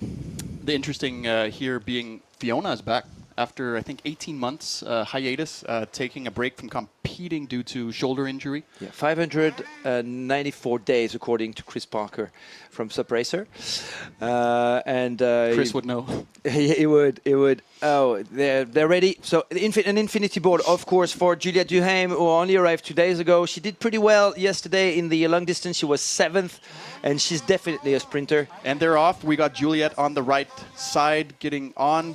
All girls up quick, opting to get the good start by Elena Echeverria from Spain, and Fiona Wild in the lead now on the starboard. Fiona has the best line at this point. She's in front. She has a good setup for that first buoy. The question is, I spoke to her yesterday. She was not sure on how explosive she could be, so wonder if we're seeing a Fiona that's holding back. She looks pretty explosive to me right now. Certainly does. Was that Juliette slipping up a little bit right there? Yeah, she's in fourth. Juliette Duhaime in fourth. That's very surprising to see. Maybe the gnarly long distance yesterday took a bit of her energy yesterday. But we got boards on boards. Board between the legs of Ellen. And Juliette Duhaime trying to make the most of that confusion there, trying to overtake Erica Reville on the NSP. So there's a battle for third right now between Erica on NSP and Juliette Duhaime on Infinity. But at the front, it's Fiona Wild. Fiona Wild coming into the second buoy. Seems to have things under control. She's going to probably do a very safe turn here. Front bow turn, getting going, not getting tangled up in anything at the buoy. And the surprise comes from the second athlete, Elena Echeverria from San Sebastian, with now Erica Reville, who's taking a dive. Erica going down. Juliette doing a strong move up the inside on the right, going for that second position against Ellen. A huge push by Juliette Duhaime there. Elena is trying to fight back, but Juliette has got the advantage by what? Maybe 50 centimeters? Yeah, it's tight. I like the synchronized paddling we see there. There's a tranquil moment in the chaos. But this is going to be tight. They're side by side going into last buoy. And Elena has got the inside advantage by the look of it. Elena reaching the third buoy in first position with Juliette on the outside, trying to stay in balance. And Erika Revel right now is out of the competition virtually anyway. We got bumps. Attention, we got bumps. Who's going to get them? Fiona gliding off into the horizon. Look at Fiona. She's not even paddling anymore. The downwind queen is showing how it's being done here in Santa Pola, Alicante on day one. Well, stop number one of the APP World Tour. The Alicante SUP Open. That was fun to watch. She maybe only did a couple of strokes on that final stretch of water. That's called paddling smart, not powering through when you don't need to. That's also, you know, are you able to keep your head calm under pressure as we see Fiona dismount on the beach, casually running up. I'm going to say it again, she's loving it to be back in the competitive arena after a big break. And that's not her first race, actually, following her injury. Yesterday was actually her first race, and she placed 6th. In the long distance, she had a great finish, actually. She went from 8th to 6th in the last 2K of the long distance race. In third, Elena Achamberia. And Erika Revel is actually reaching now the finish line in 4th position, and she's unfortunately out of the competition for the rest of the day. Yes, and as we look at the replay here, the women got going. Fiona casually getting off to a start, but hammering down, showing she means business, gets that first buoy first, very clean buoy turn. Gets a little bit chaotic. Look, there's a board from Erika between Ellen's feet. And there we go. Fiona doing a very safe, calm, calculated bow turn. And here's the action. Erika down. Look at that big push. It reminds me of Rai Taguchi taking over some other guys down in Busan. I love seeing that. When you see someone attack, take a chance. And look at that. Downwind mode for the downwind queen. Fiona Wilde reaching the shores of Santa Pola for her first victory in 594-95 days. That is an interesting stat, and I'm sure we're going to hear from her in a second. But it's just good. She's one of those people on the start line and at the event that you just can't help but, you know, be positively influenced by. She has that smile and good energy, and she's lethal. She's lethal on the race course. Let's have a feel of that positivity with Holly, as Fiona is with Holly on the beach. Thank you, guys. Yes, I'm here with Fiona Wilde. Fiona, what a comeback. That was your first heat in the sprint and you just blew the competition out the water. How was that for you? It's been a long time since I've done some sprint racing, and especially with beach starts and everything. And, you know, yesterday being my first race back after surgery, it was exhausting, it was long, and so today I have nothing to lose, and as long as I'm still feeling good and strong, I'm going to just go out and honestly just try and have some fun. It's really fun to run off the line and just kind of like fly into the water, so that's kind of the goal for the rest of it, and just have a good time. But you know, the level is really high, but I know that I can paddle well, so we'll just see where the day takes us. But right now it's super fun to have everybody on here on the beach and cheering us on, so thank you to everybody at home. Well, I think I can speak on behalf of everyone to say that it's awesome to see you back in the water. Thank you, good luck with today, and back to you guys in the studio. We are so happy to see Fiona Wilde's smile back on our screens indeed. Hit number 2 is actually lining up. We've got one of the favorites, Espe Barreras, unbeaten in 2023, unbeaten again yesterday in the long distance, representing Starboard. She's going to have a tough job, though, with Mélanie Lafenêtre, one of the fastest French girls, Anna Tchirky from Switzerland, also a very fast girl, and Alexia Soto Sanchez, a junior, but also a very, very fast athlete. We got a good heat lining up in front of us right here. Definitely Espe being the queen of Spain. She's the one to beat, I believe. Melanie, though, a very accomplished sprinter. When she puts her run together, I'm very impressed at like her calculation and her explosive elements. And she's technical as well. She can do buoy turns, no problem. Yeah. And as we see them line up, Anna Cherky from Switzerland as well in blue. On the SIC board there. So we've got 4 different brands, 45 Pro, Starboard, SIC and NSP. And off they are. Good run by Melanie so far. Who's the first to actually put a paddle in the water. Yeah, Melanie definitely off to the better start there. She's got the right line though, so she has to make sure to keep that good pace. On the left side we have Alexia. It's hard to see from this angle, but it's going to be tight going into this first buoy. Look at Melanie in white on the 45 Pro board there in first position right now with the SIC girl Anna Cherky in second position. In third, Espe Barreras. Espe has got her work cut out for her. She's not going to be able to command this one. Let's see what happens at this first buoy. I have a feeling we're going to see action right here. Okay, a very comfortable move there by Mélanie Lafenette. Very synchronized. In front, Anna Cherky maybe losing her second spot there with Esperanza Barreras pushing hard now, trying to overtake the Swiss athlete, and Alexia Soto trying to find a way to get in the middle right there in fourth position still. So Melanie having the first line to the buoy here. Espe has an inside against Anna. This is going to be interesting, but it seems like Melanie slowed down just a tad right there. Hugging the buoy, Espe does a very aggressive inside turn, almost goes down. Yeah, and allowing Mélanie Lafenette to actually go away from that chaos a little bit. But look at Esperanza Barreras attacking super hard now. And Action alert, action alert. Espe on the inside. She's going into a left turn. She has the inside now almost up. Same.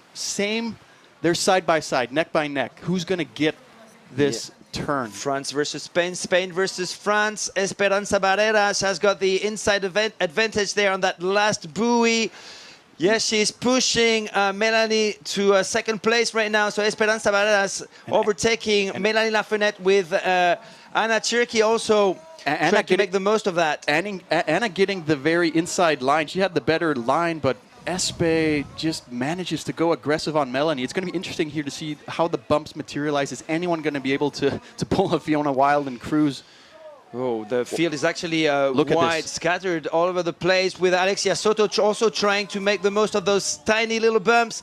Anna Cherky on the right-hand side, Alexia Soto behind her, Melanie in the middle, and Esperanza Barreras. We got bumps. Ooh, Melanie's got a bump, I think. It seems like Melanie's backing off a little bit. I don't see that explosiveness. Anna in a very good position here. This is going to be a run up the beach. Ladies and gentlemen, buckle your seatbelts. We're in for a rough ride. Go down first. Esperanza first. Anna Cherky second. Melanie takes a fall.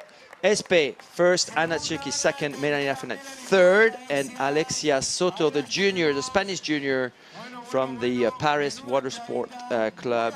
That was a very tight race as we see them get going again here on the replay. Look at Melanie's start, probably off to one of the better ones. Espe getting caught up. I'm not sure what exactly happened, but she didn't get off to the best start. Managed to be aggressive at the first buoy and pay attention to the second buoy where she really mounts an attack.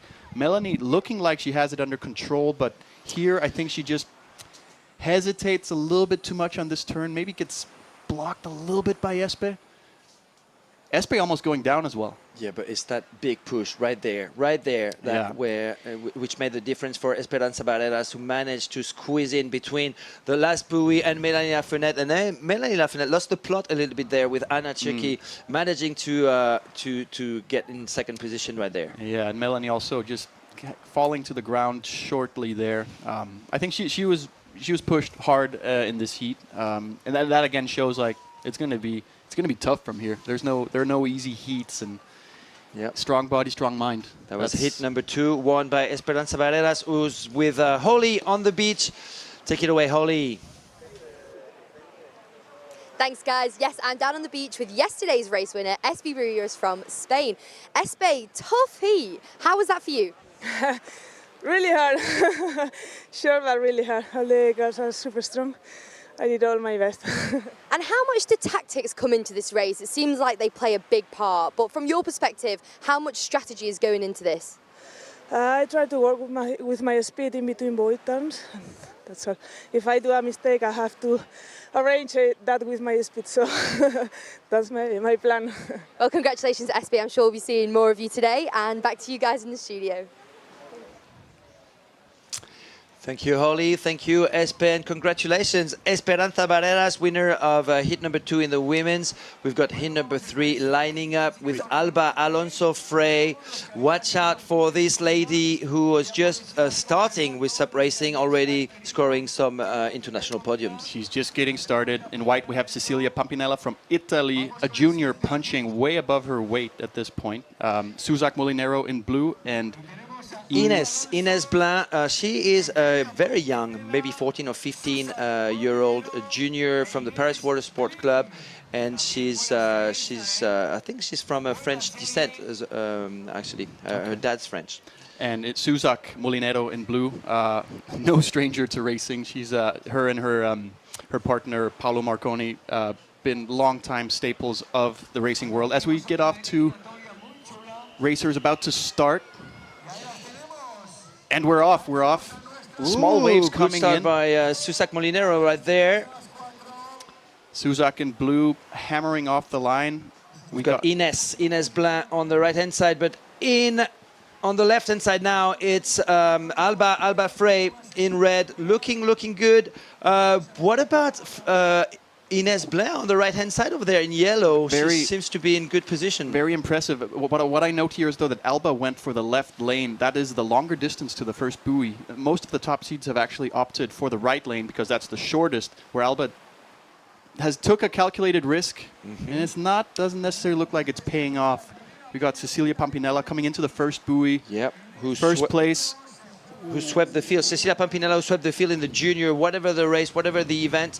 She won it all in the junior division last year. The tall Italian athlete in first position now on the Mistral board, followed by we got chaos. Alba Frey, and a battle between 3 women, Suzac, Alba, and Ines. But at the front with a comfortable 20-meter lead with jumping on a bump right now is Cecilia Pampinella from Italy. It looked like that first buoy, like the 3 ladies in the back got very boxed in and couldn't get a paddle in the water. So that kind of created this separation between Cecilia, where she has 1, 2, 3, probably 4 board lengths at this point or more.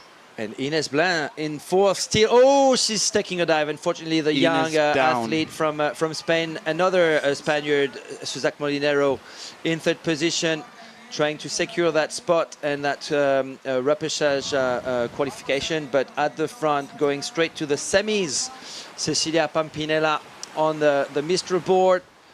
And just to reiterate here, the proceeding is the first place in this heat, in this first round of the women, proceeds directly to the women's semifinals. 2nd and 3rd place, they go to the repechage, have another chance.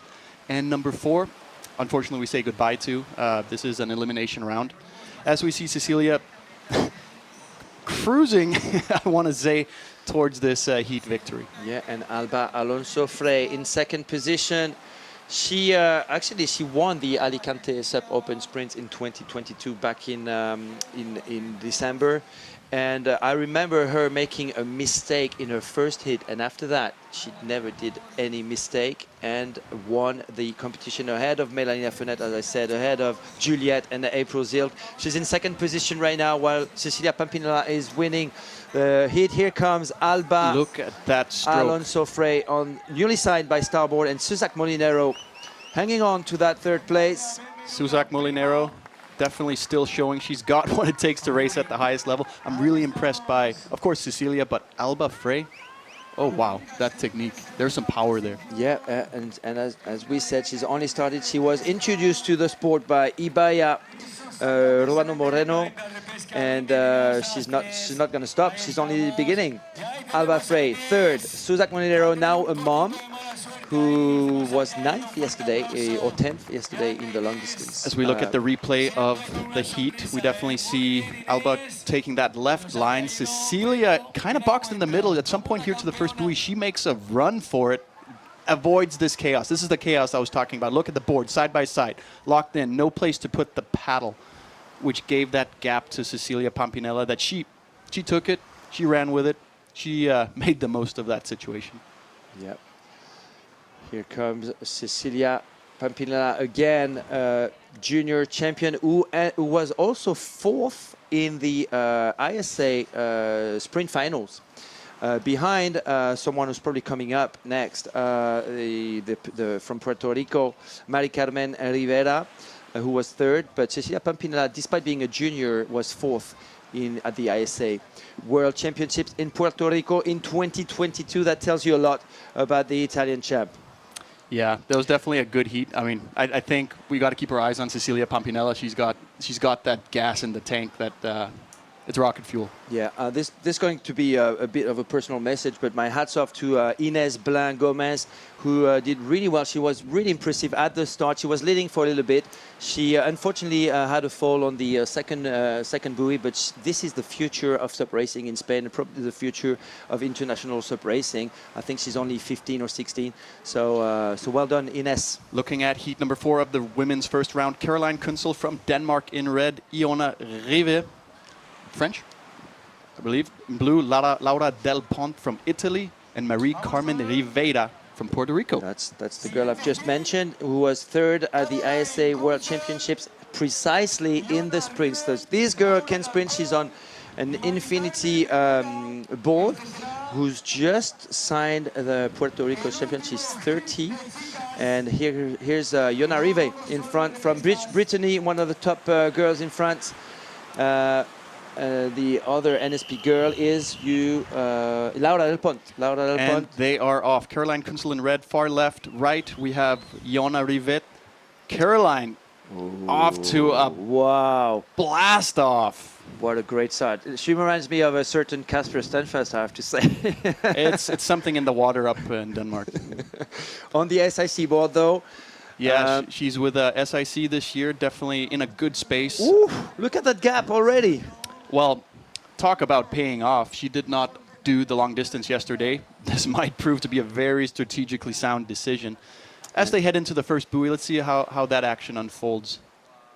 Well, all we know is that she's been training really, really hard all winter. She's actually been documenting her training experience for the past few months on Instagram. So we know why she's got those round shoulders. She's been lifting weight and paddling hard. She's definitely been bulking, focusing on her strength, and her strength also being the sprint. Oh, look at that gap. She means business. Caroline is very focused. It's very impressive to see a racer like her. But she's got a lead, but there's definitely some stuff happening further back in the field as Caroline turns the second buoy. This is going to be tight with... we have Laura Del Pont in second position from Italy. We've got Iona Rive in third on the inside and trying to hang on to that third spot, but currently in fourth position, the Infinity girl, Marie-Carmen Rivera from Puerto Rico. No question asked at the front with Caroline Kunzel on the SIC board with a comfortable 15-meter lead. Yeah, she's going to go into that cruise mode now. I think the interesting element here is going to be Marie-Carmen. Is she able to mount a comeback attack going into this third and final buoy? She does have an inside line, but she is behind. In second place, we got Laura Del Pont. In third, white Iona Rive. And fourth, Marie-Carmen. Let's see, we could get some bumps here at the end, though. May mix things up. There are bumps. Let's see how Marie-Carmen. Radical that turn is. Not so radical for Marie-Carmen, who's still in fourth position. There's definitely going to be a sprint finish to escape that fourth spot, which means, Marie-Carmen looking pretty good there. Maybe coming back on Iona Rive for the third spot. That infinity and it's board. Not over yet. That infinity board looks like it likes the bumps. It's gliding. Oh, this is going to be tight. So Caroline will get out of the way, but. So on the Blackfish, Marie-Carmen now in third position, and Iona Rive has lost her third spot. She is in fourth right now. Caroline Kunzel on the SIC, reaching the shores of Santa Pola in first place. Who's second? Second place, Laura Del Pont running up. Marie-Carmen close. It's hard to call it here. Laura Del Pont second. Marie-Carmen Rivera third, and unfortunately for Iona Rive, who was second for most of the race, it's goodbye. Looking at the replay here, we see the ladies getting off to a solid start. Marie-Carmen a bit wobbly there in the yellow jersey. Caroline here securing that first position, that very important first position around the first mark. This is where we started doubting Marie-Carmen. Like, can she actually come back from this?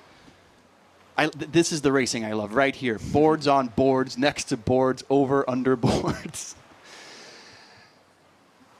And here, that final stretch going in where Marie-Carmen launched that attack. I think she can be proud of that. Yeah, although I'm very saddened to see Yona Rive out of the picture, I'm glad to see more of Marie-Carmen in the next round. We've got the winner of this heat with Holly. Take it away, Holly. You met you. Yes, I'm on the beach with heat winner Caroline Kunzel. Caroline, that looked like a picture-perfect heat for you. Great start, great buoy turns, and a great finish. How much training has gone into this today? A lot of training. I train full time, so spend all of my time on making this happen. Yeah. Well, congratulations. Do you feel good after that? I feel really good. Just followed my own plan and looked forward. Yeah. Well, congratulations. We'll see you way more, I'm sure, today. Back to you guys in the studio. Thank you, Holly. Thank you, Caroline. And before more action coming up, we're going to take a commercial break. So don't go away because there's plenty more coming up.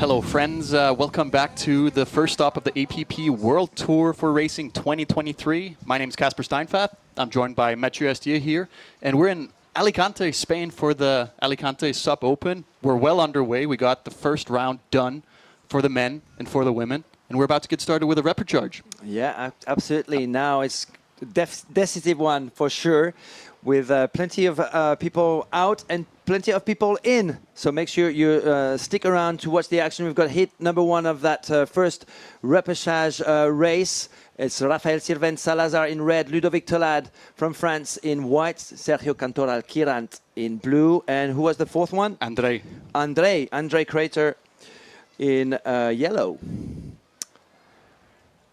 Yeah, and we see the athletes lining up, being called to the line. This is the repecharge round. Best two athletes of this heat advance to the quarterfinals. So there's... And the two others, what do? They pack up, maybe drink a margarita in the sun and watch the rest of the action. And we're off to a start. We got Rafael on the right side. Ooh. Fast cadence there for Rafael Sirven, one of the fastest Spanish guys currently in the lead. But the NSB racer there is trying to... Sergio Cantoral, the junior world champion, is maybe overtaking him right now and reaching buoy in first position indeed. So Sergio Cantoral, the 16-year-old champ, is in first. So two Paris Watersport team members. Oh, here we go. Sergio on the front. Ludovic getting the inside there. Wow, how did he sneak in there? What a great move. The SIC rider, Ludovic Tolad from France, now in first position, overtaking Sergio Cantoral and Rafael Sirven, and Andre Crater in fourth position. That's his position from the pretty much from the start. Sergio fighting hard. We got Rafael on the red coming in with the inside to the second buoy, but he's a little bit behind. Is he going to be able to capitalize on that? In white, Ludovic Tolad coming in to this buoy, safely making it around. Looking good, Ludovic, I have to say. And there is definitely some rubbing there between the two club members of the same club, Paris Watersports, Rafael Sirven and Sergio Cantoral. They definitely want to cling on to that second spot because that is what is going to allow them to carry on in the competition. Yeah, this is going to be a battle down to the wire for the spot number 1 and 2. It seems like Ludovic has got the upper hand going into the final buoy here. It's going to be a straight left turn and then hopefully catch a bump to the finish line. But in blue, Sergio. Ooh, both of them. We got both of them falling. Both of them falling. And is Andre Crater going to make the most of that? Rafael Sirven blocking the starboard rider, Andre Crater in second position now. Rafael Sirven climbing up on his feet. Rafa definitely not getting very... And Sergio Cantoral splashing the water. We got frustration in the water, that's for sure. Ludovic gliding to the finish line. Is that Andre Crater, though? I saw Andre. I didn't see the last name. I think it's Andre Crater. Andre Crater. I'm not sure that's his. Well, we'll find out. But definitely, there was chaos in this heat. We're going to have to watch some replays. Probably the judges are going to have to watch it as well. You're right, Ludovic Tolad. A comfortable stroll to the finish line, making it through to the next round with, I think, Andre Crater in second position and. Two gutted Spaniards. Yes, it is Andre. Yes, that's Andre Crater. I think it was just because he was on the board. I didn't recognize him. I can just recognize the muscles. Yeah, talk about the powerhouse. Andre definitely. And here, a very unfortunate situation for Rafael, one of Spain's golden sprinters, unfortunately bowing out. You know what? It's two local. It's actually two local heroes which were in good position who are out of the picture now. This is a bit gutting for these two, Rafael Sirvent and Sergio Cantoral. Here's Sergio. Yeah. Is gliding back to the shores. That's one of those hardest moments as an athlete where things just didn't go as planned, and it's somewhat out of your control. He should be very, it's hard to look at the positives in this situation, but he did a great performance to make it this far in the event. For sure. We're talking about the 2022 junior world champion in technical racing, so definitely more coming up for that young lad. Okay, Heat 2 coming up in red, Raita Gucci. In white, Riccardo Rossi from Italy. In blue, very fitting, blue, Ewer from Great Britain. Fair enough. And in yellow, the bomb, Claudio Nica. And when I say bomb, Claudio is one of the most interesting racers to watch. You never know what you're going to get. He always delivers a show. Yeah, it's a tough one to call, to be honest, on this one. My money would go on Raita Gucci, obviously, on the back of what he's been doing for the past 24 months. And definitely, sprint is definitely his forte. But you know what, Blue Ewer is looking pretty good. He's now he's got the right board, NSP, and he's been training really, really hard. And they're off. Blue far right, Claudio yellow, red Rai white, Riccardo Rossi. This is a really tough heat. And a great start by Claudio Nica in yellow. Claudio making the best of that start for sure. We see on the inside line, we still have Riccardo Rossi in a position that might be interesting come the buoy. Can Claudio keep the steam rolling? This is going to be a tight buoy turn, Mathieu. Look at Blue Ewer overtaking Riccardo Rossi in the last 10 meters before that buoy. He hasn't got the inside. He doesn't. Oh. And look at that great move in red. That was very aggressive by Raita Gucci in red there. Gucci, yeah. He definitely did not have the priority on that buoy, but thankfully nobody fell. So I don't think there should be any debacle there. Claudio seems to have a great lead. I have to say I'm a little bit surprised by the starts of Raita Gucci so far. Not the fastest starter, but we know he's capable of doing some crazy comeback. Blue Ewer in second position now. Riccardo Rossi in third, and Raita Gucci. Here we go. It's time for that comeback, Rai.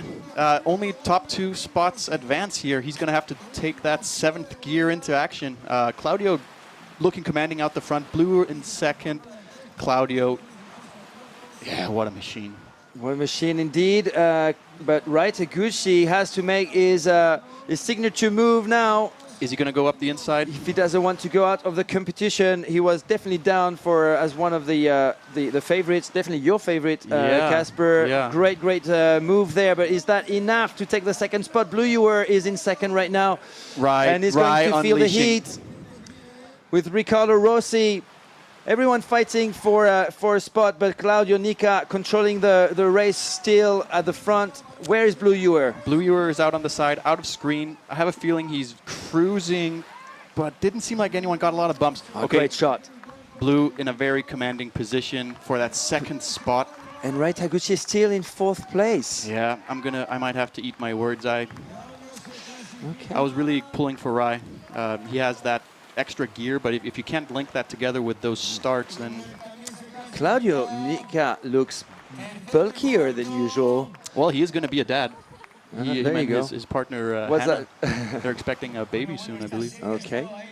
So Claudio Nica, great win, but what is the appointment for Rai, for Raita Gucci? What a rough start to the APP season for Rai. Wow. He's going to want to forget this one and move on. Looking at heat number 3, Donato Friends in red from the Netherlands. In white, Davide Alpino. From Italy.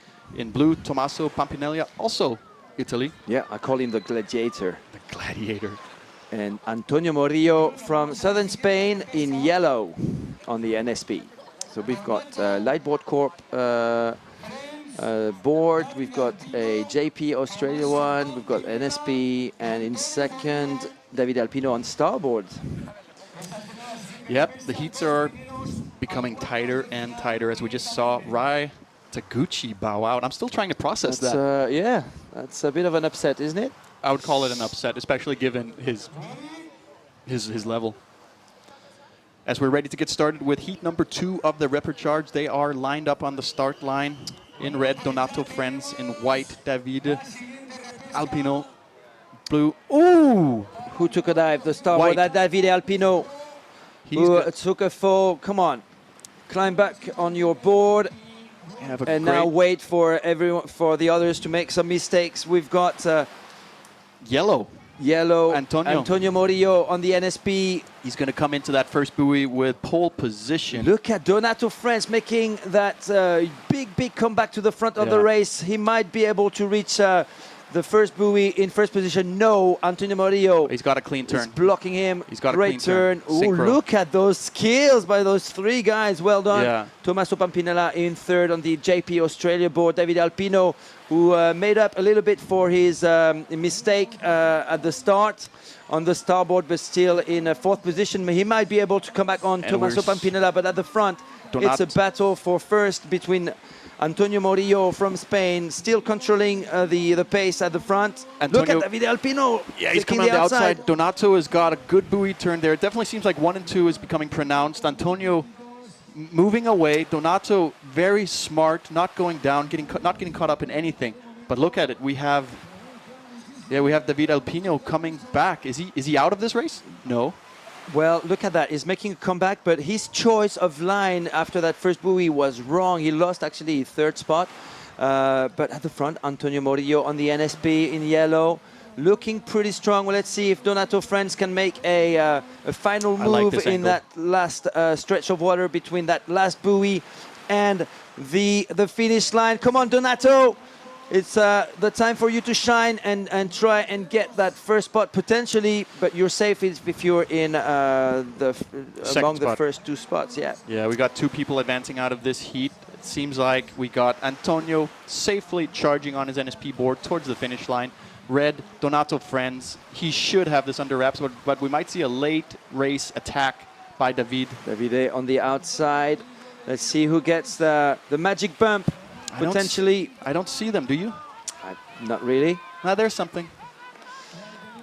And Antonio looking strong, looking very strong, Antonio, I have to say, from southern Spain in first position, also going through Donato Friends, the 17-year-old from Holland. Davide Alpino gutted. Davide Alpino, he is definitely a strong sprinter, but he made that big mistake. We're going to see that again in the replay. Oh, there's no replay. I don't think there's a replay in the Repercharge run, but no doubt a crucial mistake that he's going to be regretting significantly.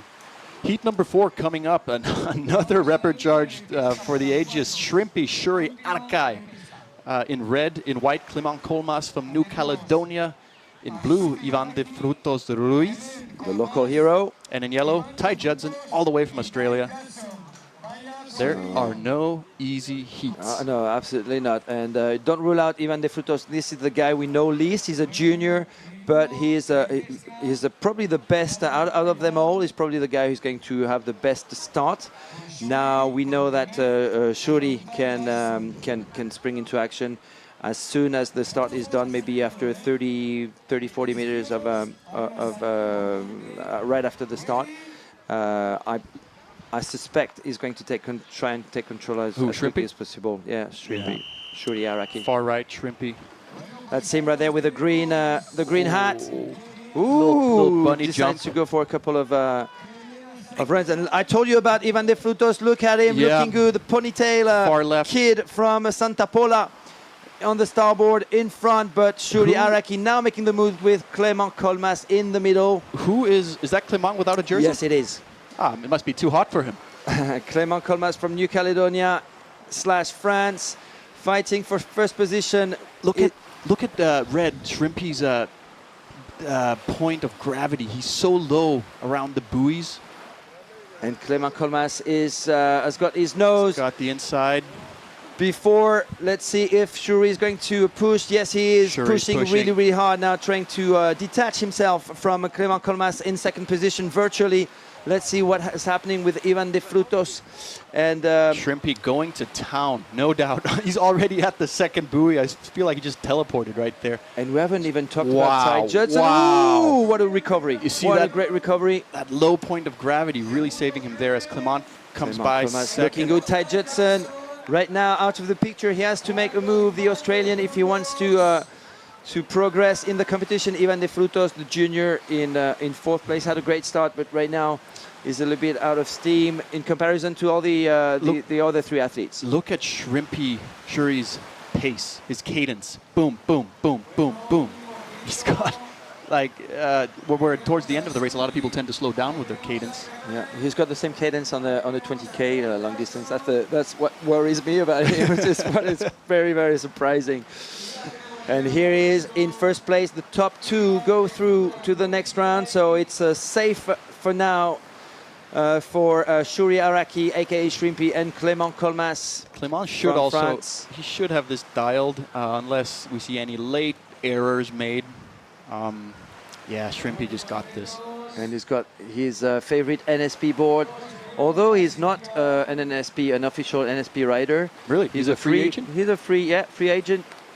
And here he is, looking good, looking strong, getting that confidence back. After having to go through the repechage round, he lost to Thomas Lacerda in the previous heat. Clément Colmas looking super strong, I have to say, especially after yesterday's third place. Yesterday's third place in the long distance. Ty Judson, that's very disappointing for the Australian Ty Judson. That's a tough one for Ty. I know he wanted more, but then again, what happened to Clément's jersey?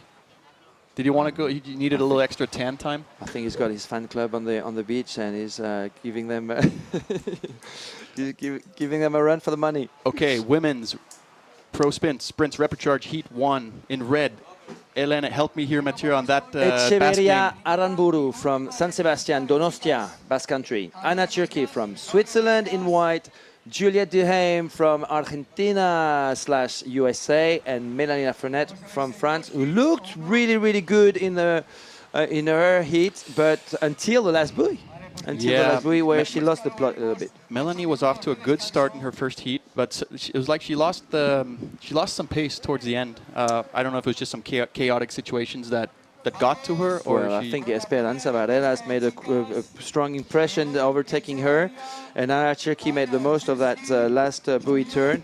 True. And yeah, it was a tough one to finish the race in good condition. So she had to go through the repechage round. Mélanie Lafrenière, who's got a world title in 2022, who's got a European title in 2022. She's definitely a strong technician and definitely a sprinter as well. As we see the women off to a start, a little wave hitting them. In white, Anna having a little bit of a delayed start. Yellow, Melanie. Ooh, Juliette making a comeback to the front maybe, but Mélanie Lafrenière looking good in the middle on the 45 Pro board. On her right, on the starboard, that is Elena Echeverria Aranburu from Donostia. So Melanie in front, Juliette hanging on to third place right now, and Anna Cherki on the outside on the SIC board. Yeah, going into that first buoy turn, Melanie inside line. Is she going to be able to do a sharp turn? Wait, okay. Ooh, we got boards on boards. And yeah, catwalking on that board there, Melanie. So that was a good move. So still not a very radical turn, but she is still in front. The French girl from the La Cigale Surf Club in Saint-Maxime, which organizes every year the oldest now race event in France, maybe Europe. It's called the SUP Race Cup. I'll be there actually in May. Melania Fenet in front on the 45 Pro board. Now second buoy. Juliette Duhem on the Infinity Blackfish board there. Juliette from Argentina in second, and Anna Cherky trying to... Seems like Anna got a little bit caught up there. Now there's definitely a board length or two between the first two runners and the second two. Oh, this is going to be a tight finish.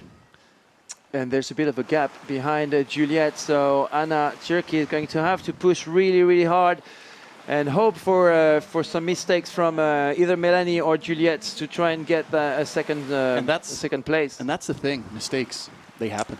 Like, especially as we progress into the event, the later rounds, like your mind is tired, your body's tired. And as an athlete like myself, I know that's when you got to be really careful, because all of a sudden, like, if you don't pay attention, you're underwater. And you can see the chop there out there. There might be a bump or two that one of these ladies could cling on to in order to go faster than the others. But for now, it's still Melania Fenet in front, Juliette Duhem and Anna Cherky trying to attack. Right now, still 40, 50 meters to go before the shores of the Santa Pola Levante Beach. Juliette Duhem on the... Oh, Juliette Duhem might finish in first, reaching Melania Fenet, who seems to be losing a bit of steam. Juliette Duhem winning the repechage heat there from Argentina, representing Team Infinity. Yeah, that's interesting. Just from a perspective here, Melanie, did she do that on purpose? As we see Juliette. You know what? I doubt it, and it tells me, it reinforces the impression that Melanie is a great starter, but at the moment is struggling a little bit to finish well. Her races, definitely something to bear in mind for the next round. As we have heat number 2 lined up in red, Laura Del Pont from Italy, white, Alba Alonso Frey from Fuerteventura, blue, Marie Carmen Rivera from Puerto Rico, and yellow, Suzac Molinero from Spain. Is it Spain or Italy? Spain. Spain. Yeah. Paolo is Italian. Yes. Her husband. Yeah, she lives in Italy, but she's Spanish. She's actually Catalan. She's from near Barcelona. And yes, probably culturally more Italian than Spanish right now, given the time she's spent in Italy with Paolo Marconi, who is not taking part in the APP World Tour Sprints actually today. I believe he had some issues with his feet, or was it his knee? Definitely some kind of injury from yesterday's long distance. Okay, as we're about to get started here, red, Laura Del Pont, far right. On the NSP. In white, we have Marie Carmen from Puerto Rico. In blue, I think I messed that up. But anyway, we're off, and down we have white. White, is that Alba Frey? I think it's Alba Frey. Alba Frey. Oh, wow, that's an upset. Mistake from Alba. Unless, that's Marie Carmen Rivera at the front of the race on the Infinity. So another Infinity girl leading the repechage heat with Suzac Molinero looking good also on the inside. But Alba Frey, who was definitely one of the favorites now, despite having little experience in the international SUP racing, going into that fourth position after a mistake at the start. But Marie Carmen Rivera, who was a bronze medalist at the last ISA World Championship, is currently in the lead after buoy number 1. So here comes Suzac Molinero, who goes on her knees just because Alba has put her nose on Suzac's tail. Suzac almost stopped dead in the water right there with the weight of the board. And Laura Del Pont in second place, breaking away from Suzac Molinero after that confusion there. Alba Frey making a move now on Suzac Molinero. She is now for sure in third place. Let's see how she handles that second buoy turn. She's got some work cut out in front of her if she wants to claim that second spot and advancing position. In second place, we have, I believe, Laura Del Pont right now, correct? And Laura Del Pont from Italy in second place. Indeed, she lives in Portugal. She's in dentistry school, I believe, over in Porto. And Alba Frey making her move on the Italian now from Fuerteventura, the 29-year-old dark horse.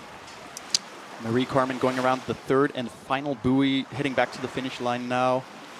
Laura Del Pont, that was a nice buoy turn, accelerated out of it pretty quickly, but here comes the challenger. And it's all happening now for Alba. If she, that's a wide turn. That's a wide turn. She's losing ground just right now as we speak, while Laura Del Pont is hammering away to the finish line. Let's see if Alba can do something, but she went so out wide. I think she's lost a lot of ground there, maybe even losing her third place. Look, Laura catching a really nice bump. There's motion in the ocean right now. And that's Alba Frey, who is paying dearly her mistake at the start of the race. In third position right now, virtually, and in fourth, it's Suzac Molinero. So going through, Mari Carmen Rivera from Puerto Rico, Team Infinity, the Speed Freak, newly signed by Dave Bini with the Speed Freak team. And here comes Laura Del Pont in second place. We don't know a lot about Laura Del Pont, but she looked very, very strong in her two races. Alba Frey, it's unfortunately goodbye. She is the defending champion in the sprints for the Alicante SUP Open. So it's a bit an upset to see her out of the competition. It's always sad to see someone bow out of competition, but that wide turn was a crucial mistake if she had any intention of making a comeback, especially in conditions like these where you have those small bumps pushing back to shore. You want to get that turn done as tight and as quick as possible. If you end up on a course going wide, you're going to lose potential. Unfortunately for Alba Frey there. Well, the tension is mounting, huh? Do you feel it, Casper? I feel it in my bones. Like I'm kind of scared. Like someone's going to walk in this door and say, "Casper, your heat's next," and I'll be like, "Okay, here we go." Okay, I'll race you after this event. Yeah, we'll do a little there you showdown. Go. There you go. But before that, we are going to take a long break, an 8-minute commercial break. So that's long. Go grab a coffee, go to the toilet, whatever, but make sure you come back because we are then progressing with the men's quarterfinals, with the women's semifinals, and make sure you don't stay too long away because you definitely don't want to miss the big finals later on today. Yeah. All right, see you in a bit.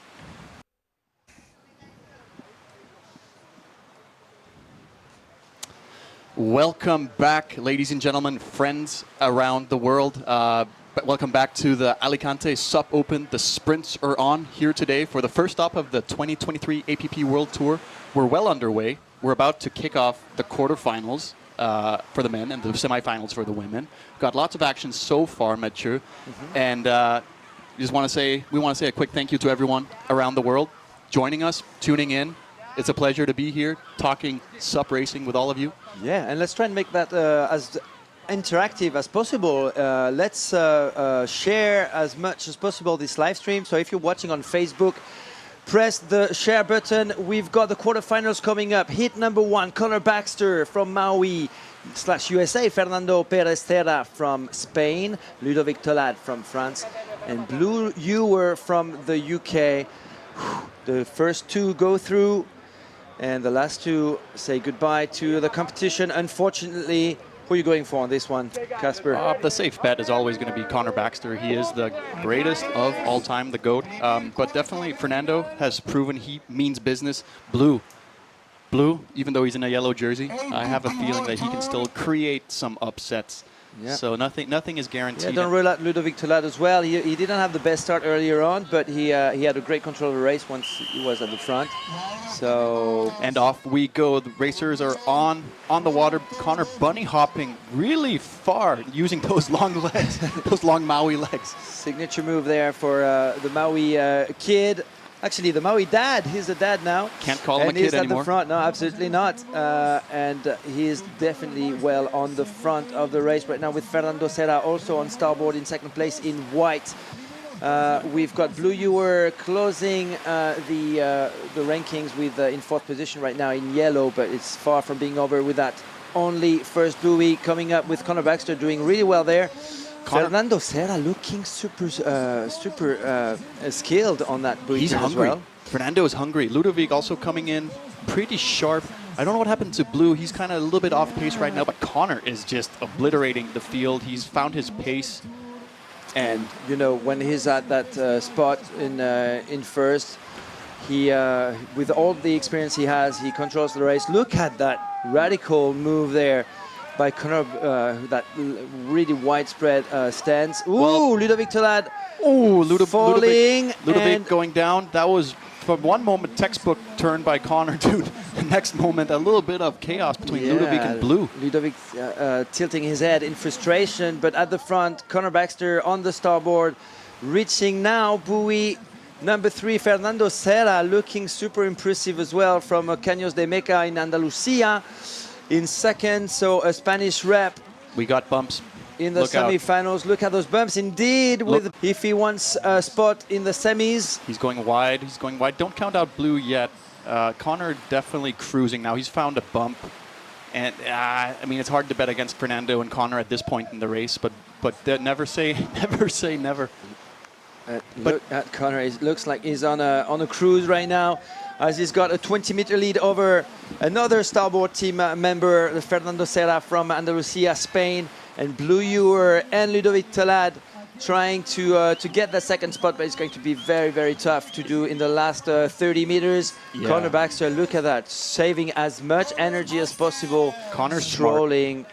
Connor's smart. Connor knows what to do. He knows when to hit the pedal to the metal. He also knows when to just, you know, coast and let the, you know, let the speed just decelerate a little bit.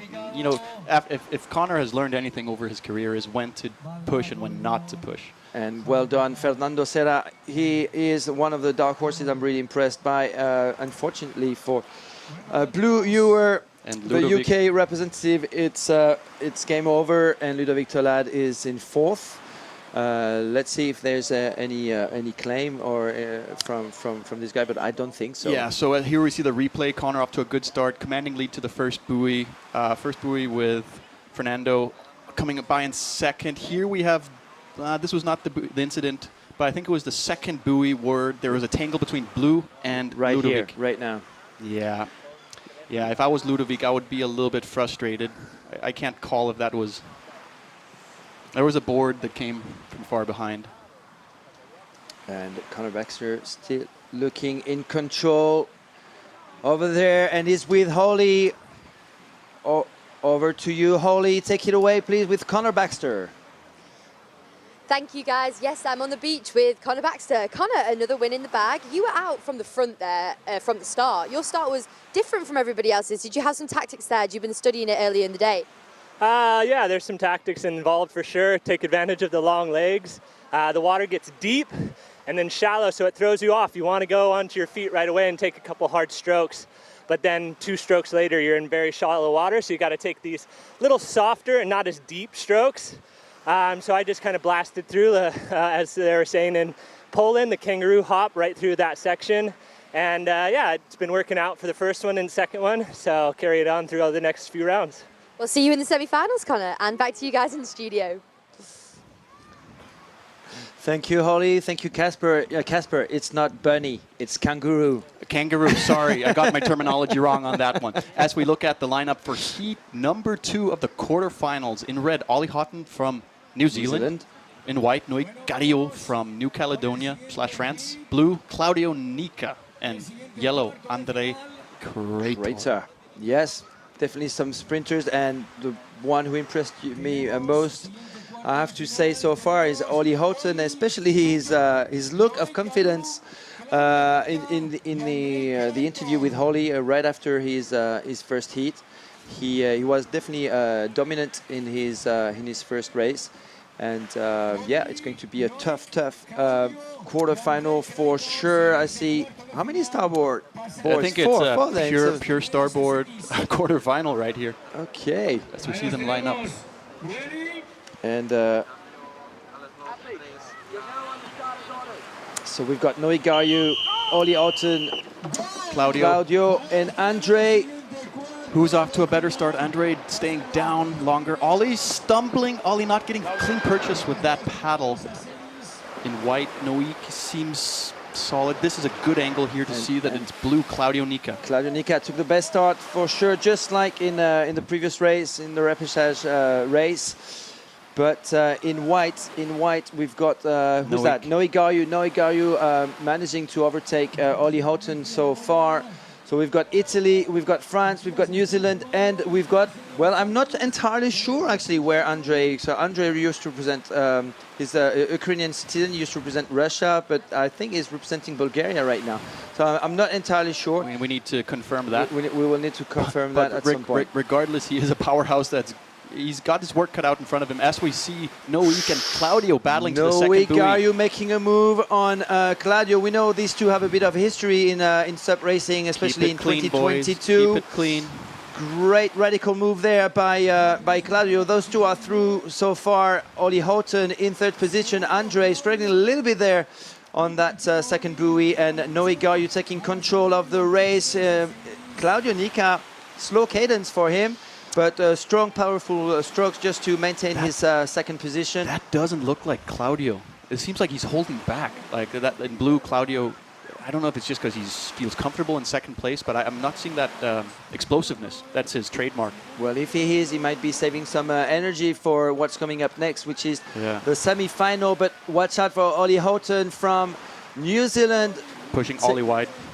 And is being pushed wide. Andrew Crater now coming up in the yellow jersey. But Noe Gayu has got it easy now with a 20-meter lead as he reaches the shores. He's actually milking those tiny bumps all the way back to Santa Pola. That seems like the speciality of the New Caledonians. Noik, Tituan Puyu, Clement Comas. What do they all have in common? Look at those small lines of rollers that Noik and now Claudio are trying to milk. Ollie Houghton from New Zealand trying to get that second spot in order to qualify for the semis. I think Claudio's got it. But Claudio, indeed, as you rightfully called it, is finishing in second place. Here comes Ollie Houghton. It's game over for the New Zealander. And in fourth, Andre Crater, who had a pretty good run. As we see the replay here, until now. I'm really curious. Claudio off to a decent start. Noik not quite there, but obviously after the first and second buoy, Noik knows where he wants to be. He is right where he wants to control the thing. Claudio and Ollie almost getting into a pretty tight situation there. I'm actually surprised we didn't see more chaos and contact. It was fairly clean. And I believe we have Holly ready down on the beach with our winner. Or rather, she's not ready. She's not ready. So she will call us in. Okay, so she is ready. Perfect. So take it away, Holly, with Noe Gayu, the winner of this first quarterfinal. Guys, yes, I'm here with Noe Gayu, and who was the first quarterfinal winner. How was that? I guess this is the time to push it up a gear. Yeah, I'm happy to make it to the semi-final. It was a tough battle with the other guys. It was a pretty hard hit, and we'll see with who I'm in the semi-final, and hopefully make it to the final, and then we'll see what can happen. Good luck. Thank you. Back to you guys in the studio. Thank you, Holly. Thank you, Noik. Actually, it was hit number 2 for the quarterfinals, and we've got hit number 3 lining up with Arthur Aritkin, the 2018 APP World Tour champion. We've got Christian Andersen, Polar Bear, your favorite, I'm sure. Antonio Morillo from Spain, and Clement Colmas, who's been looking good, especially with his shirt off. It must be the fan club. He's pleasing the fan club down here. From France/New Caledonia. We like to point out they come from the French island of New Caledonia. Actually, we tend to say that a lot. The casual dress code maybe has come with him here. The good looks as well, I suppose. Absolutely. So we're about to get started with, this will be the third heat. Quarterfinals. Third quarterfinal. Things are heating up, things are spicing up. Only two athletes advancing from here. Yeah, so Christian Andersen looking good in that first heat, so he qualified straight to the quarterfinal. Arthur Aritkin, we know he's good. We know he's good in all kinds of conditions. He's got a new board, Infinity, seems to be pretty comfortable with it. And Antonio Morillo on the NSP also looking good. I always mix him up with Fernando Serra, and the fourth guy is Clement Colmas, of course, from New Caledonia. And they're off. Christian running far before he purchases with his paddle. It's hard to see from this angle, but it seems like it's Christian that's getting the better start here. Christian Andersen might have got that killer instinct that is lacking sometimes, is looking good, aiming for that first buoy. Look at that on the NSP, his new board sponsor, and definitely reaches buoy number 1 in first position. Who's in second? Clément Colmas. He found his jersey. Getting in. That's a tight yellow battle. jersey.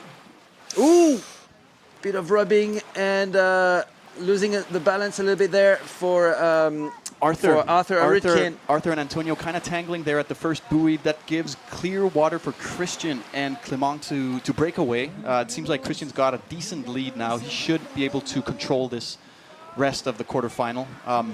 But now Clément's right there. Clément Colmas right there behind Christian, sneaking up, waiting for his moment to pounce. Look at that. Great move there. Arthur Arutkin moving well as well. He's got to attack Maybe not now. as radical as Clément Colmas, but on the NSP, Antonio Murillo also trying to push hard. Only the first two go through the semifinals, so Arthur's got his work cut out in front of him. He's got to attack now if he has any hope of staying in this elimination. Coming into the last buoy, Christian should have a textbook buoy turn in front of him. Christian. Ooh! Oh no. Wow, that was a strange tail move there by from Christian's board. That was a bit odd. Might be our angle that was a little bit off. I thought he didn't turn enough, but clearly looked like he was sliding. Look at those two guys, Christian Andersen, Clément Colmas now placing an attack, a last-minute attack in the last 40 meters. He might actually be overtaking Christian Andersen. No, it's not done yet. It's not done yet. So it's they're on the same line right now. Maybe a slight advantage now for Clément Colmas, but Christian Andersen is trying to. See, that's interesting. The deep water right there. Clément, Paul Albert. Well, the two are through no matter what to the semis. Well done, Clément Colmas and Paul Albert. France and Denmark through to the semis. It is interesting though. Like even though both will advance, there is a seeding. There's a seeding battle as well. Like the first place will have a better seeding in the semifinal coming up. We'll have at least a choice of position on the beach versus if you are not the top seed. I don't know how much that really is factoring in today. Because okay, here we go. We see the replay. Great start by Christian there. Opting to run pretty far. Yeah. Seems like Arthur got caught in Christian's wake and couldn't make it past. When in doubt, just do like Conor Baxter, to be honest. What's that? About kangaroo hopping at the start. What a great finish, though, by Clément Colmas. Yeah. Keep an eye on Clément. I think he just gave us a glimpse of that extra rocket fuel he has on board. I guarantee you he's going to light it on fire either here in the semi coming up or the final. And Clément Colmas, with his yellow jersey on, is with Holly. Take it away, Holly. Thank you, guys. Yes, I'm here with Clément Colmas on the beach, winner of that heat. Come on, not the best start from you, and then you came back from the back. How was it? Yeah, I'm not the best starter, so I tried to do my best on the rest of the course, and it did pay off. So happy to get the first on this quarterfinal. It helps then to choose your starting line. So it's important for me to be at the race place for the semi and maybe the final. And what's your strategy for the rest of the day? Keep focusing and try to do my best in the finish. As I think I'm better on this part of the course. Congratulations, Clément, and back to you guys in the studio. Thank you very much, Holly. Thank you very much, Clément. Casper, I've got a quick question for you. What do you think Clément made that last move towards the end? Power move. He wants to show he's got it. Okay. He wants to show that he's in contention. As we look at heat number 4, Thomas Lacerda from Portugal, Madeira in red, Leonard Nika, Italy in white, Shrimpy shirt, Arakai from Japan in blue, and in yellow to round out the quarterfinal, Donato Frens from the Netherlands. Yeah. Wow. Thomas Lacerda looking very, very good in his first race. Yeah. But back to your question about Clément. Like there's a psychological component too. You want to show strength at some point, and maybe he had the capacity to like give a little bit because it was not necessary. It was definitely not necessary for him. What do you think? To be honest, I might have another take. I've seen Clément doing some clumsy moves more than once in many races, and I'm wondering if instead of securing a second place, if he shouldn't have tried to conserve his energy more. I agree. I like to think that things are calculated and that there was a reason for it, but maybe there wasn't. All right. Quarterfinal number 4, about to get started. Thomas Lacerda, Leonica, Shuri Araki, and Donato Friends. We have white, Leo. Leonica, great start by the guy in white. That's Leonica from Italy. And next to him, that's Shrimpy. Shuri Araki, 16-year-old, two-time world champion. But look at Thomas Lacerda coming back so fast on the Italian stallion and those bumps. Have you seen those bumps? You see those bumps? After this buoy turn, I guarantee there's going to be some fast movement happening. Leo comes in first, does a clean buoy turn. Shrimpy following him closely. Thomas, we got a board through the legs of Shrimpy. This might be a chance for Donato Friends to come back into contention in this heat. How did Shrimpy get away from that situation? Well done, Shrimpy. And now it's downwind mode for those three guys. Leonica at the front, Shuri Araki in second, and Thomas Lacerda in third. You can see the bumps in this drone shot. It's absolutely beautiful. This is the tactical advantage you have of being in front, just milking those bumps.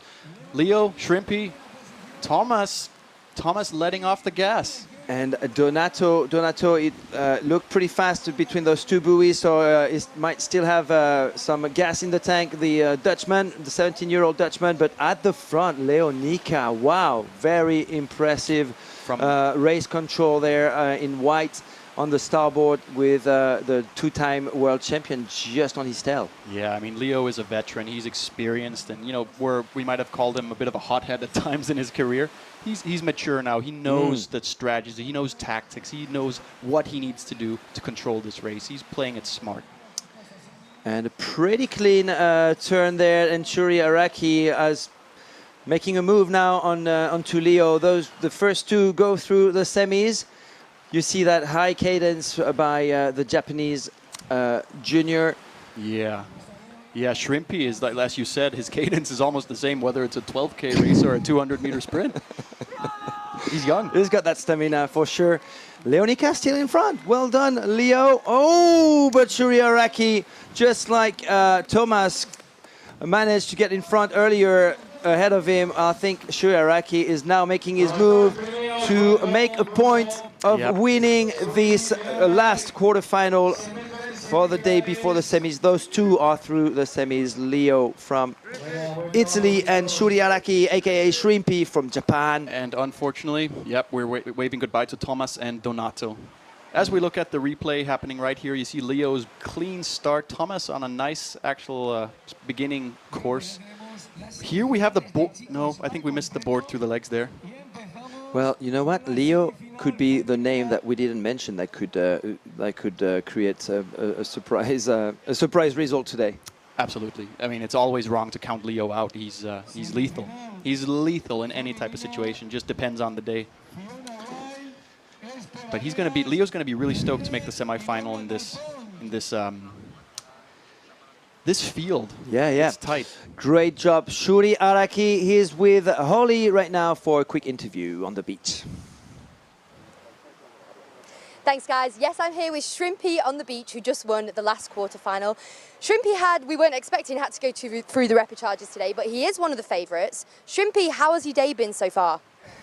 It's first is I was I fell, but quarterfinal is very good, and Leo's beating me, and so let's go semi-final. Let's do this. Good luck, Shrimpy, and back to you guys in the studio. Thank you, Holly. Thank you, Shrimpy. We're going to take a short commercial break. Don't go away because the women's semi-finals are coming up.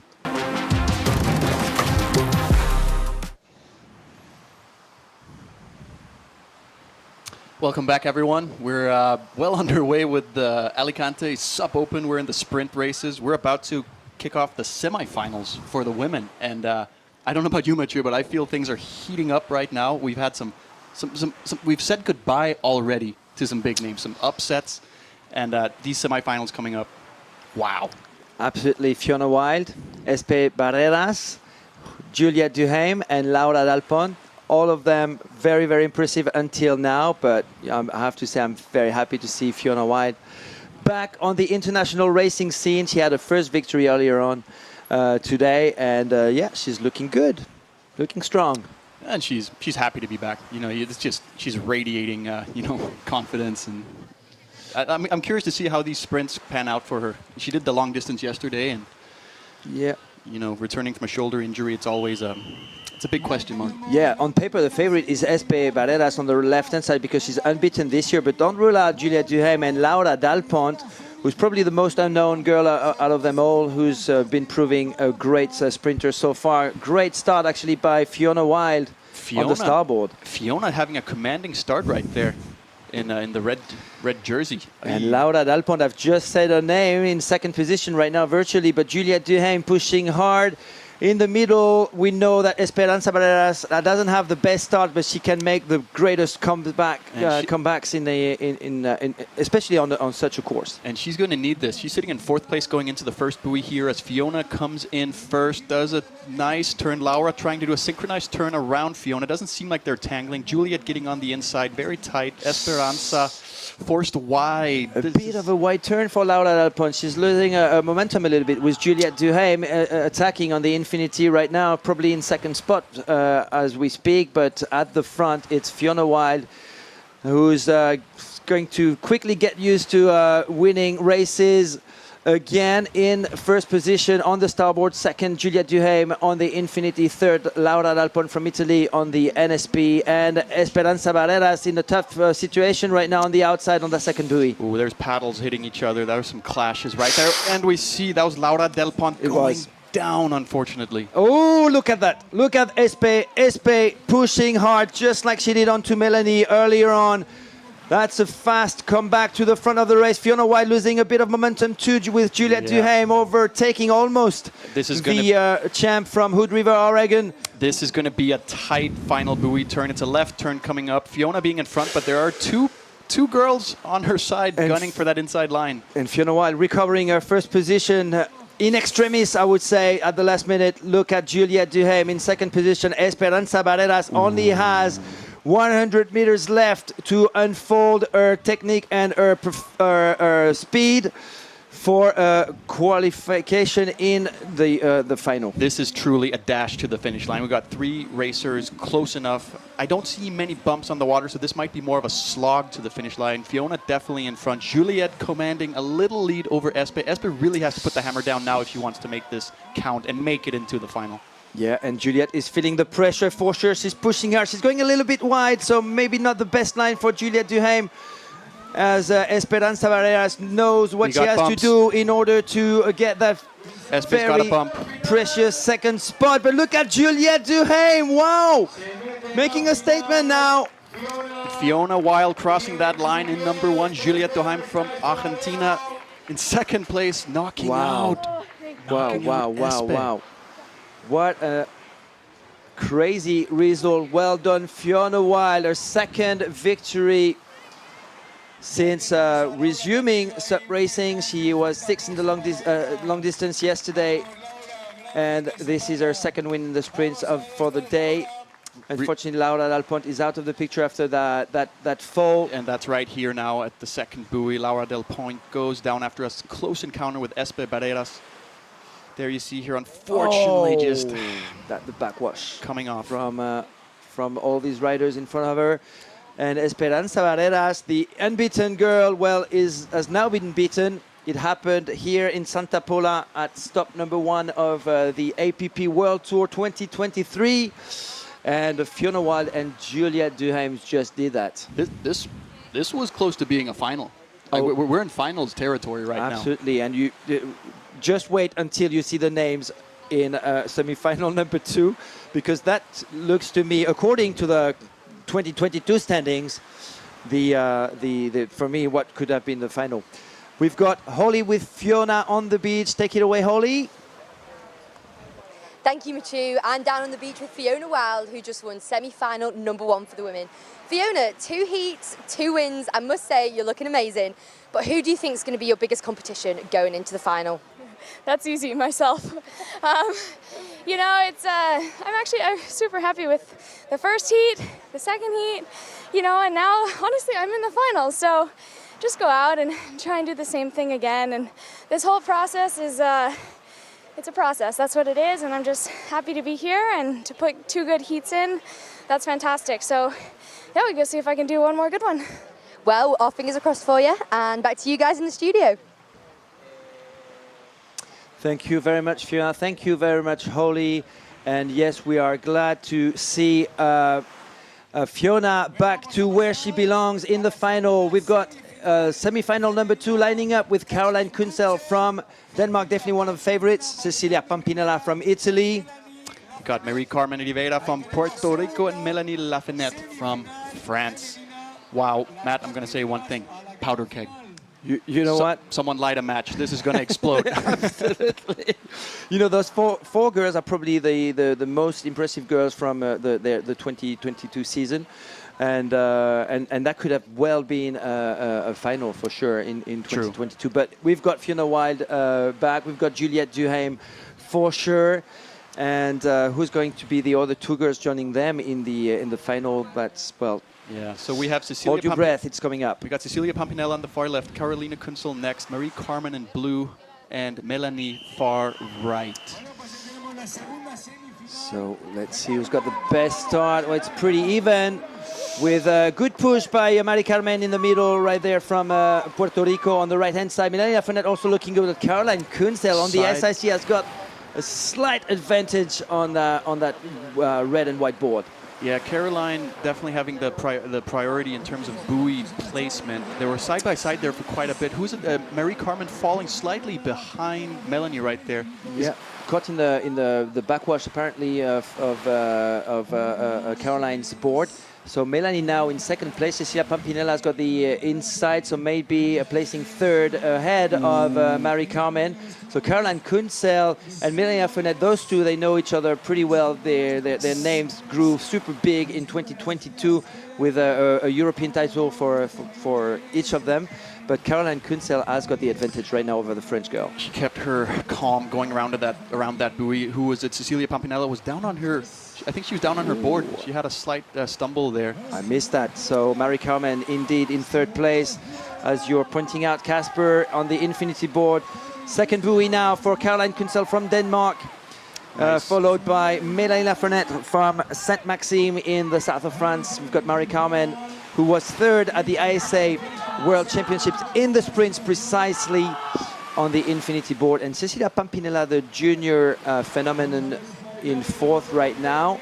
The first 2 go through to the final, so it's a lot of pressure for these 4 girls right now as Marie-Carmen manages to make a comeback on Melanie Lafayette, who's proven so far that she doesn't finish her sprint races really well. She starts really well, but unfortunately... Here we go. Here comes the last buoy for Melanie. Let's see if she can in the water. Keep her second place. This is far from over. Marie-Carmen, can she get a good buoy turn and release?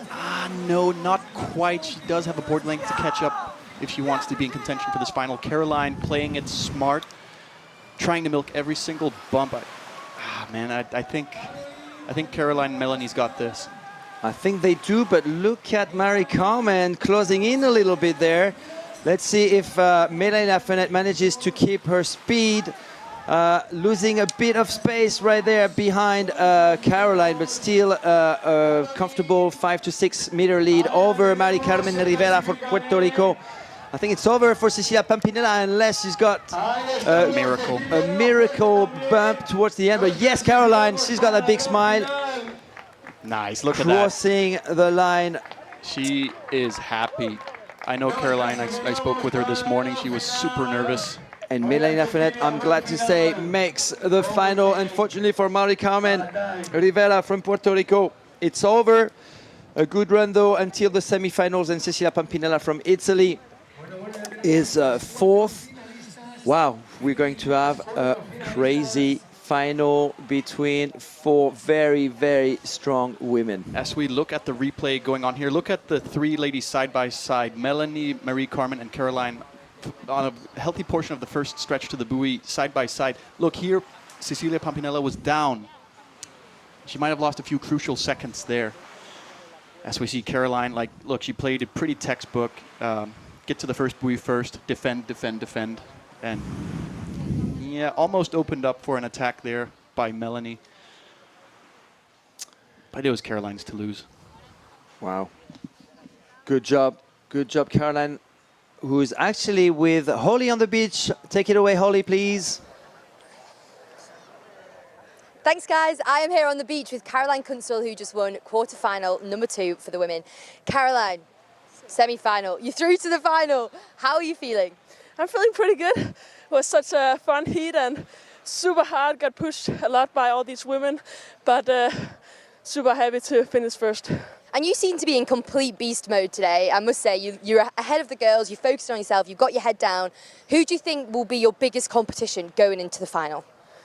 Oh, that's a tough one, but I think Espe, a pretty good competitor. So, and Melanie, of course, as well. And it's just Fiona. I forgot Fiona. She's so good as well. So I think it's going to be a really, really good battle. Well, don't forget to tune into the women's final coming soon. Back to you guys in the studio. Thank you, Holly. Thank you, Caroline. And Espe is actually out of the competition, so she'll have to do with Juliette as well. The semi-final number 1 for the men's is coming up. And look at those names. Cow, man. How many world champions have we got here? We've got 3 world champions, for sure. I got to get 3 world champions. I don't think, yeah, 2 hands, can they do it? Connor Baxter in red from Maui, Hawaii. Nui Carillo in white from New Caledonia. Fernando Perez Serra in blue. Local? Not local, is from Andalusia, which is about 6 hours south of here.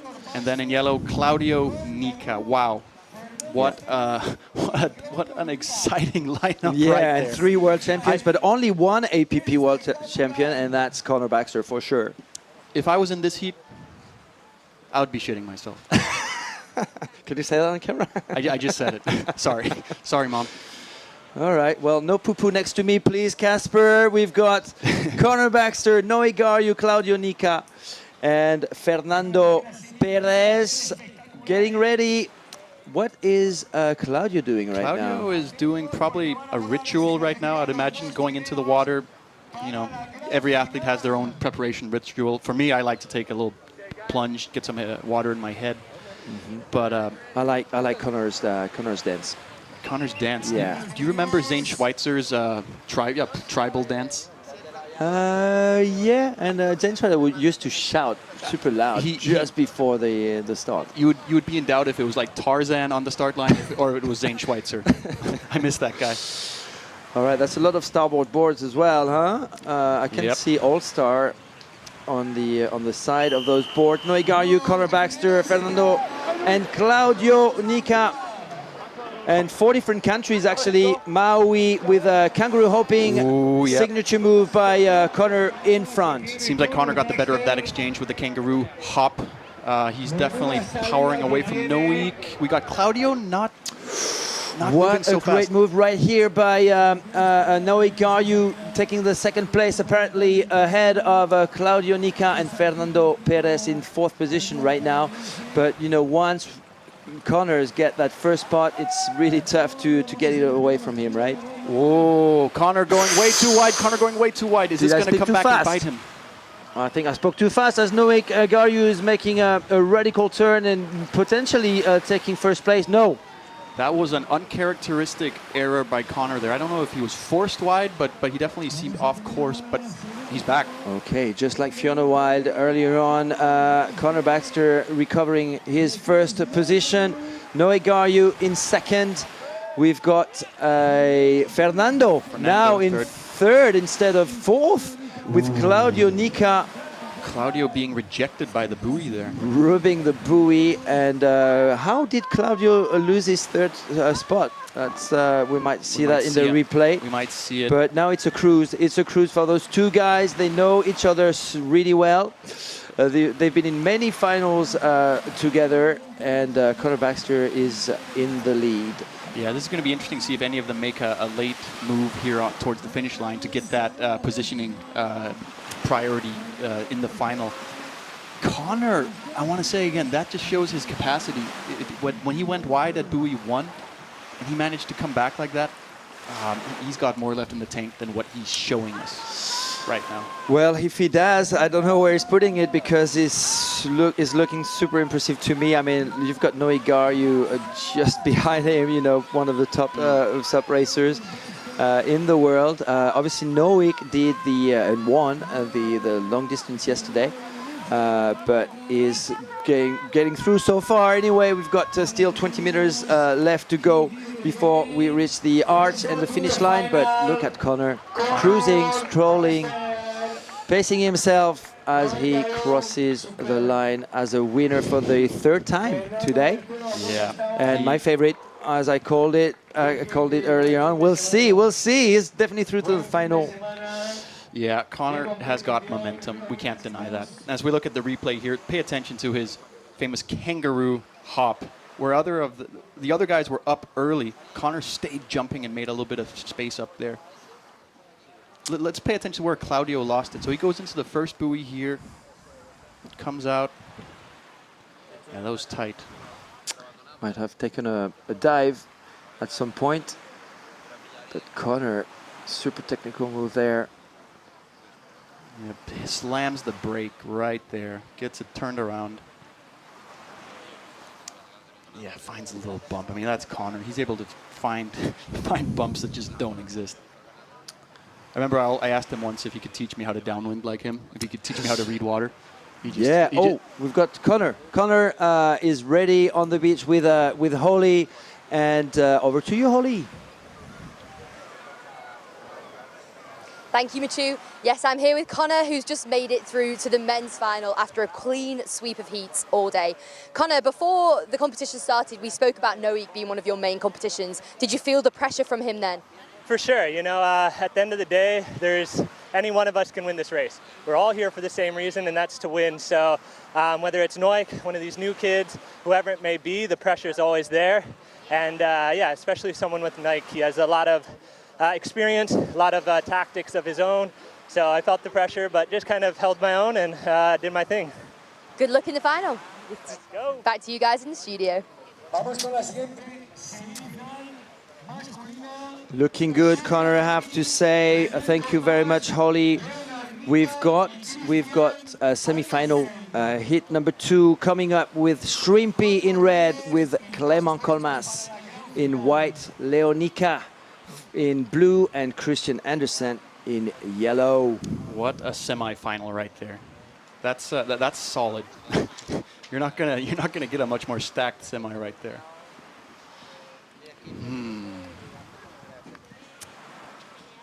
Yeah, so as we get ready for the second semi-final, the two first finishers going directly to the final, and also we will be seeing the 3rd and 4th placing athletes again in the consolation final to run just before the actual final. So we do have to locate position 5 through 8 as well, as we see the athletes line up. Christian Andersen far left. Clément, Shrimpy, and Leonika. Clément almost stumbling there. And Christian Andersen still pushing. Leonika's got the best start, along with Shrimpy on the NSP board there. So yeah, it's definitely a good, clear advantage there for Shuri Araki on the NSP, but Leonika is trying to climb up to the front. Christian Andersen right now in 4th position, but on the inside, Clément Colmas in white on the outside. Yeah, it's going to be tight. I think Christian's unfortunately off to a little bit of a bad start. Shrimpy going into the first buoy, clean, very strong buoy turn. Ooh, who is that? Leo on the far inside, almost catches Shrimpy. Clément going right. Shrimpy on the NSP, with a green hat, pushing hard to distance himself from Leonika and Christian Andersen on the push. Actually, Christian in 4th position. We've got Clément now in 2nd on the starboard from New Caledonia. Leonika in 3rd, and Christian Andersen is going to have to bring back that killer instinct, which qualified him to that semi-final. Yeah, talk about killer instinct. Shrimpy's totally on a mission right there. He's in a league of his own. And looking, I have to say, a lot better than the previous races, especially at that start. He didn't have the best of the starts until now, but he was dominant in this first stretch of water to the first buoy. Yeah, he was commanding. He's in it to win it.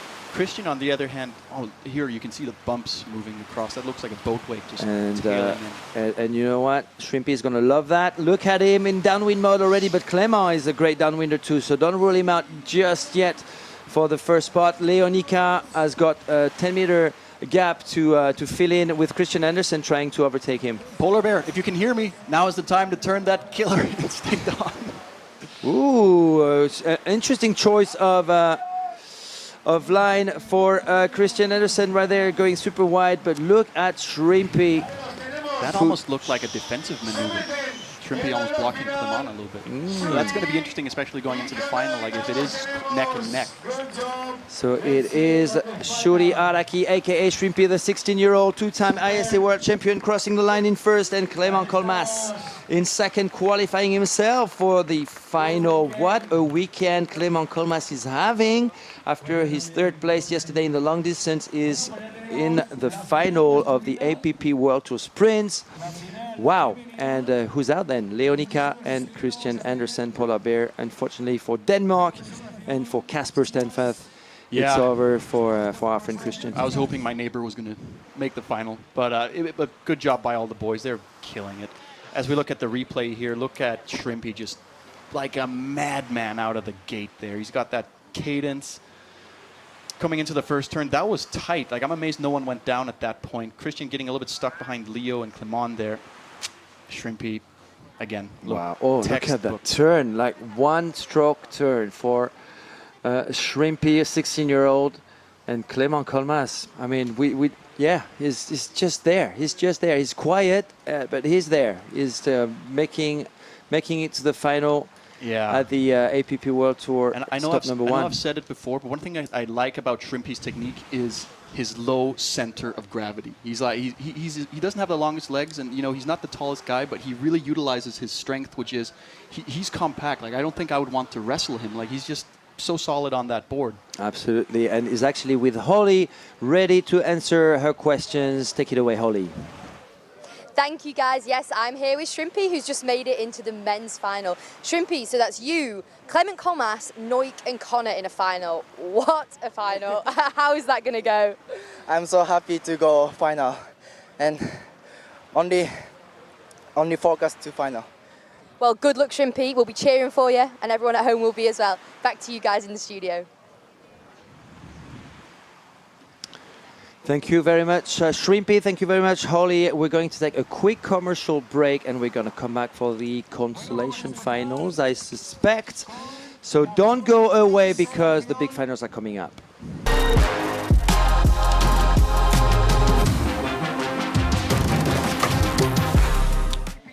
Full power.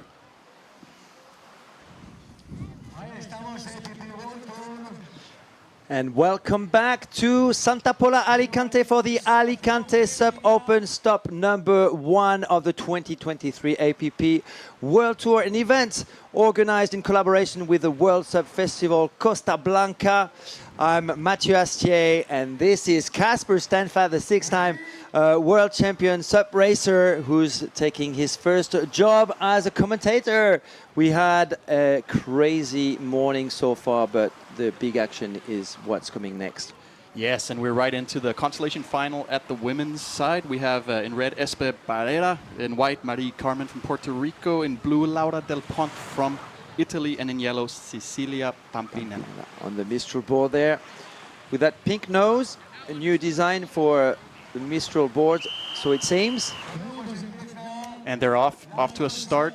We have a little bit of texture on the water, a little bit of waves hitting them as they go off quick. Ooh, great start by Marie Carmen Rivera from Puerto Rico in the lead already. We've got Cecilia Pampinella trying to fight back on the Mistral. On the outside, Laura Del Pont, I assume, is on the NSP there in third place right now. Where is Espe?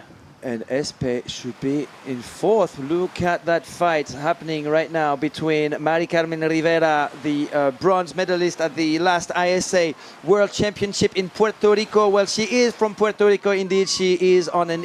Ooh, she's missing a couple of strokes there, as Cecilia Pampinella is making a more aggressive move on her. Cecilia Pampinella now taking the first spot virtually with Mari Carmen on the inside. Yeah, it seems like Marie Carmen just came to a complete stop there. I don't know if that was the wind. That the wind has definitely come up and is a headwind at that buoy. She lost some crucial momentum right there. As we see, that's Cecilia Pampinella on her way to the second buoy, commanding the lead now of this consolation final. Yeah, and pushing hard is now Cecilia Pampinella, trying to preserve that first place. Just a reminder, this consolation final is not just for fun, not just for the show. We've got a whole circuit, a whole APP World Tour 2023 to score points towards, and the rankings in this consolation final is definitely going to play during the whole season. And there we see Espe making a move on the outside of Cecilia Pampinella. Cecilia is fighting hard. You can see there's wind and texture on the water now that the athletes are fighting. It's definitely playing a bigger role than earlier today. Conditions are definitely... I wonder who they'll pick up for the final with more wind. Espe, look. Looking strong there, Espe. She did make that move between those two buoys, and she is now in the lead. Making a statement, I have to say as well. So if she wins this, she's going to be fifth in the competition. And Cecilia Pampinella making a slightly wider turn. So great move there by Esperanza Barreras to maintain her first position and actually distance herself a little bit more away from the Italian junior. In third, we've got Mari Carmen Rivera, who did have the best start, but for some reason got stuck at that first buoy. What happened there? I'm not entirely sure. Who knows? And she might try and make a comeback there, but Esperanza Barreras at this stage, I think we're not going to lose that. I think we're seeing an Esperanza right now that is, you know, of course you want it to be in the big final, but you know, unleashing what's left in the tank to you know, salvage what can be salvaged and bring home some you know, some good feelings and, you know, show that she belongs in the very top of this field. Yeah, well, we don't know who are the top four yet, but we know who is 5th, 6th, 7th, and 8th, because we've got Esperanza Barreras crossing the finish line right now with Cecilia Pampinella in 6th position of that sprint competition. It's over for them now with this consolation final. Mari Carmen Rivera looking very, very good in that first stretch of water towards that first buoy. Laura Dal Pont, what really impressed me throughout the morning on NSP. Coming up next, I guess we've got the men's consolation final. The consolations of the men. And I'm telling you, this, again, is a powder keg. We got a brotherly affair. Wow. Beyond Fernando Perez Serra in red and Christian Andersen, the polar bear in white, we have Claudio and Leo Nica. This is something I've never really experienced before. I'm really curious about this heat to see how is this brotherly love going to pan out. Yeah, it's been a while since I've seen them in the same final. I think I definitely remember a 2015 APP World Tour final in Barcelona, and I think it didn't go well for them. I think they both fell or something like that. But well, we'll see how it plays right now. But Fernando Serra definitely also looking good all morning from Caños de Meca in Andalusia, the southern Spain, 6 hours south of here. So definitely not the same region, but as sunny and beautiful for sure. And who's the polar bear? Fourth guy. It's polar bear, of course. And we saw a glimpse of Tristan Boxford, the CEO of the APP World Tour, in the background over there on the side. Claudio and Leo lining up next to each other. This is a full-on family affair as the athletes get going for this consolation final. Off to a strong start. That is Claudio up fast in red. Fernando taking the far right line. I think Leo Nica is having the best start, unless I'm mistaking him for Claudio. I'm not. Leo is yellow. Oh, okay. So it's definitely Claudio. Claudio fading right. That's interesting. All right. So Leo Nica giving a big push. No, that's Fernando. Fernando Serra giving a big push in red on the outside. Christian Andersen in a bit of an odd position right there in 4th. Oh, look at this. We have Leo on the inside, Claudio next to him, Christian sneaking around the inside. Oh, that's what we want to see. Utilizing the chaos as we see Claudio going down, taking a plunge. Christian, this is your chance. Killer instinct. So Claudio Nica not having the best of days, I have to say. I expected him to reach the final, but Polar Bear finally where it should be in first position of the consolation final. That was beautiful. You see that inside line that opened up? You taught him that, didn't you? Yeah, I think I did. I'm a mesmerized. That's racing at its finest right there. Ooh, a bit of rubbing there for Leo and Fernando Perez Serra. And Claudio Nica, the other Italian, in fourth. But look at that gap. Come on, Christian. Don't look He heard back, us. Christian. Not early enough, but I think he heard us. I think he must have heard our memo. On the NSP is been signed for only a few months with his new board sponsor NSP, which is the main board sponsor of the event. Yeah, and it's interesting to see Christian obviously on a new board, looking very comfortable. That's also a period you have to adapt to. After years of being with Fanatic. Fernando Perez in second position with Leo Nica trying to score some points also towards the overall APP World Tour rankings. It's going to be a long season. We've got many beautiful stops coming up. But in fifth position of that sprint competition right now. Polar Bear, my neighbor, going for it. I'm so happy to see this. He had moments, and this is he just utilized a beautiful situation there. He's going to be really stoked to consolate himself. Yeah, looking good at that buoy turn, and overall I have to say he's had a pretty good run all morning. Fernando in second spot, Leo Nica in third. So these guys are, in terms of overall competition, they are fifth, sixth, and seventh. And here comes the eighth, Claudio Nica, who didn't have his best day. Just like you were saying, it can be on and it can be off. This is not his day today. But we got to make sure to ask Christian when we talk to him. Did that killer instinct come in? What did he think that moment there? I'm so curious to hear what went through his mind. Okay, well, you know what? We won't be able to ask that question because we are going straight to the final. So buckle up your seatbelt because it's all happening now. We've got two huge finals on day 2 of the World SUP Festival Costa Blanca, the first stop of the APP World Tour 2023. We've got Fiona Wild, Hood River, Oregon, Caroline Kuntzel, Grit Muller, Denmark, Juliette Duhaime from Argentina, Mélanie Lafenette from France in the first final of the season for the APP World Tour. I'm going to say it again. We got a powder keg in front of us. Someone light the match. This is the ultimate showdown on the women's side right now. Oh, I bet there's got to be some nerves on that start line right now. So what I find very interesting, Casper, in this final is the fact that these 4 women are from 4 different countries, but also are on 4 different board brands. So we've got 45 Pro, we've got Infinity, we've got Starboard, and we've got SIC. So plenty of variety, which proves once again how healthy the sport is right now, with all these new names. Mélanie Lafenette making a big name for herself in 2022, as well as Juliette Duhaime and Caroline Kuntzel. They will have to deal with the comeback of Fiona Wild from Hood River, Oregon, the downwind queen who can do it all. And it's off. The final of the women's Alicante SUP Open. We're off to a great start. You see Caroline Kuntzel on the far left, Fiona Wild, red, Juliette Duhaime in the blue jersey, and Mélanie Lafenette in the yellow far right. And Fiona Wild is all fired up for sure, but Mélanie Lafenette is making a move, trying to reach that first buoy first, but Fiona Wild is definitely fighting back now, reclaiming that first position. Look at Caroline Kuntzel, not looking as good as her previous races, but she's got the inside as opposed to Mélanie Lafenette, who's on the outside. Caroline unfortunately falling a little bit back.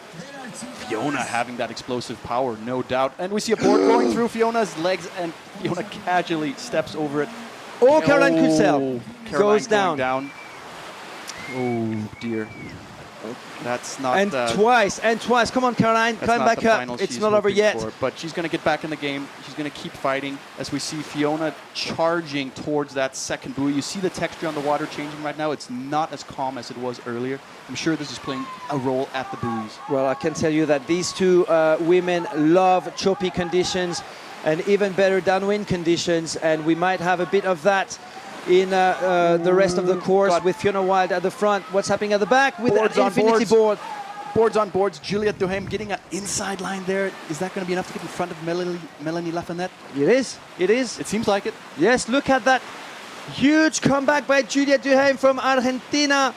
Pushing now in second spot, but Melanie Lafayette she's got the inside. Is that going to be enough of an angle for her to retain her second position? I'm not sure, because Juliette is really pushing hard, so hard that Fiona Wild is even struggling to keep her first position right now. If Fiona Wild gets that first spot just like she is doing right now, she's going to close the door behind her. She has a ticket Can to she close it? She has closed it.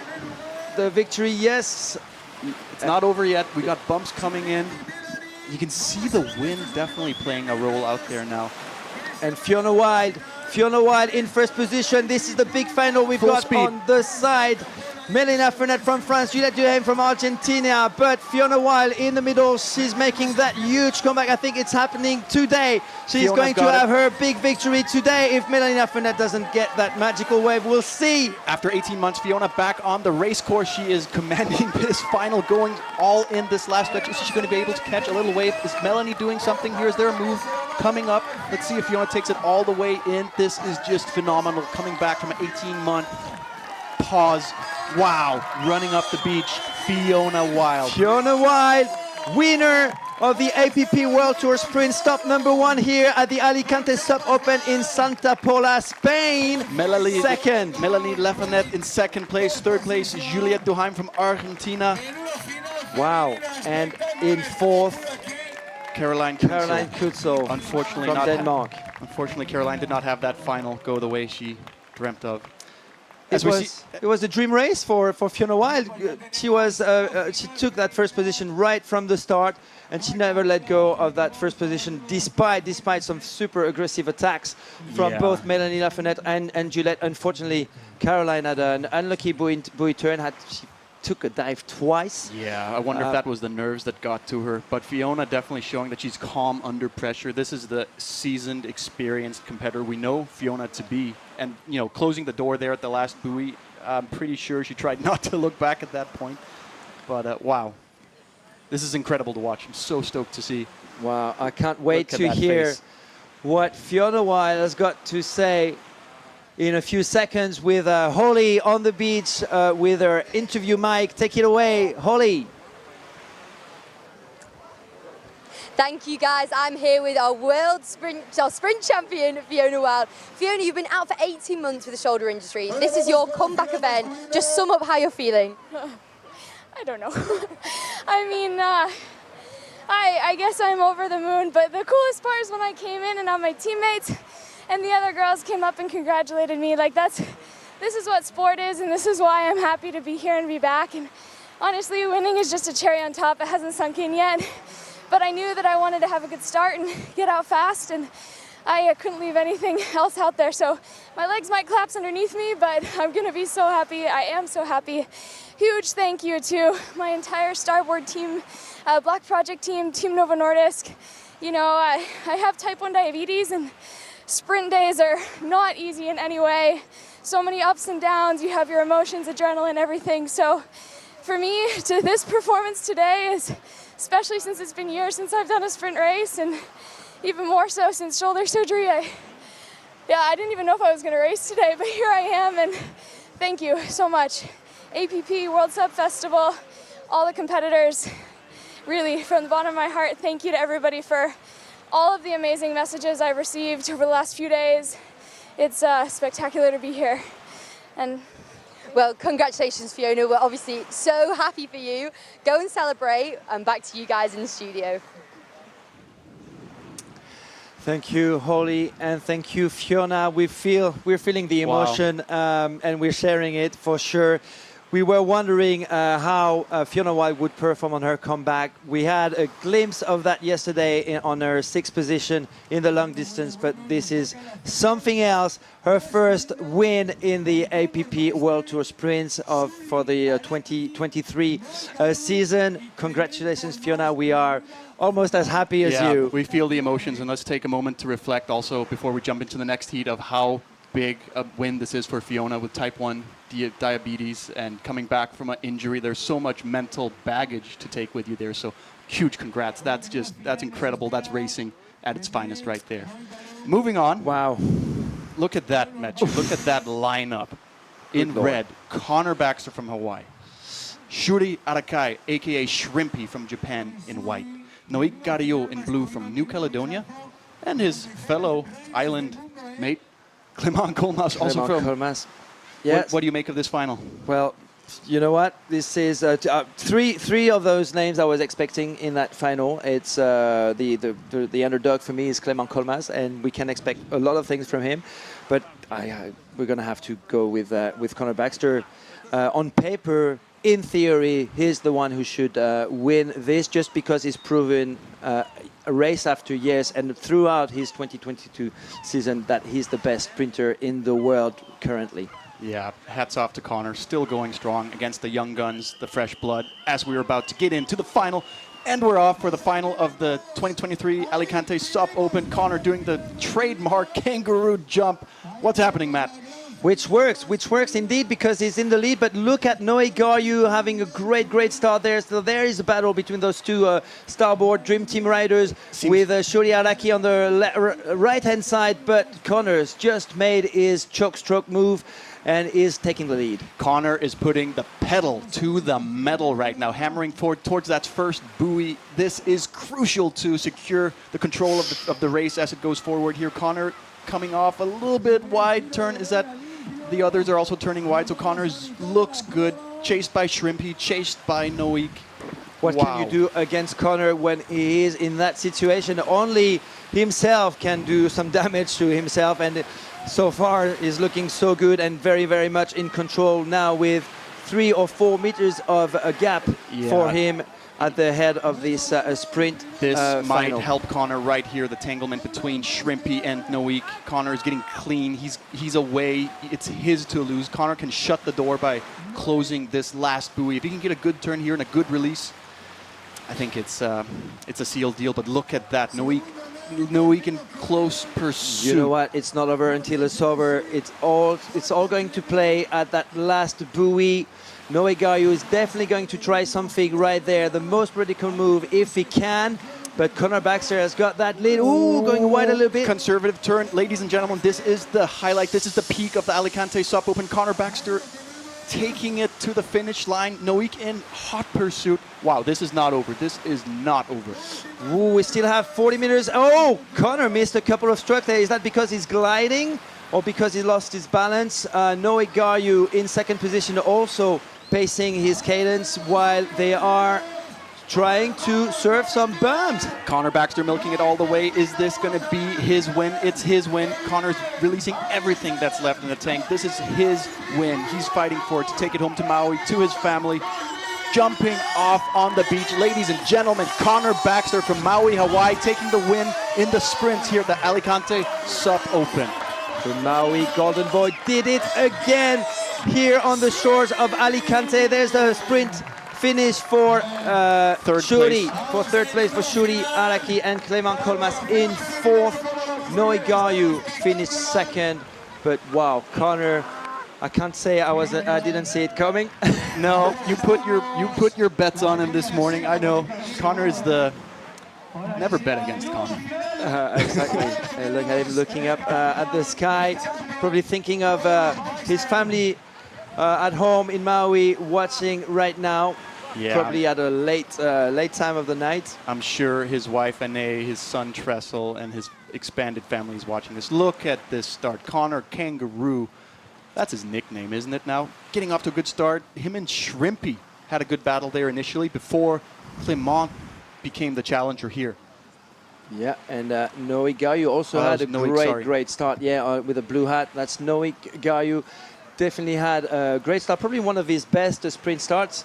Let's consider also that he's coming back from a knee injury, so he can't run that much, Noe, hence why his cadence was so high.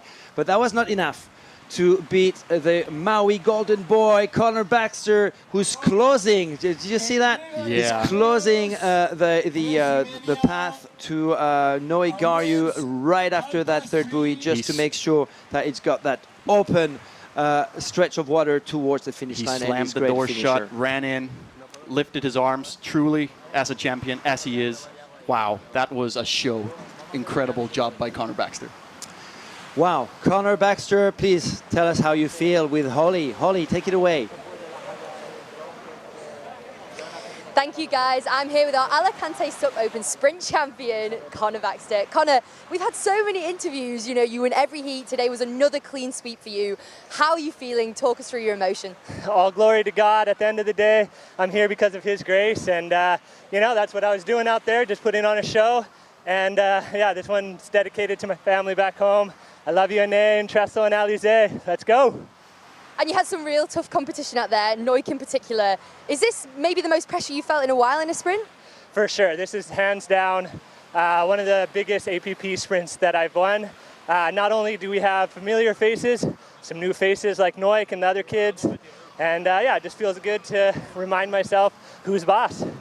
And sum up how you're feeling in one word. Oh man, that's hard. Grateful. Amazing. Well, congratulations, Connor. Go and rest up, and back to you guys in the studio.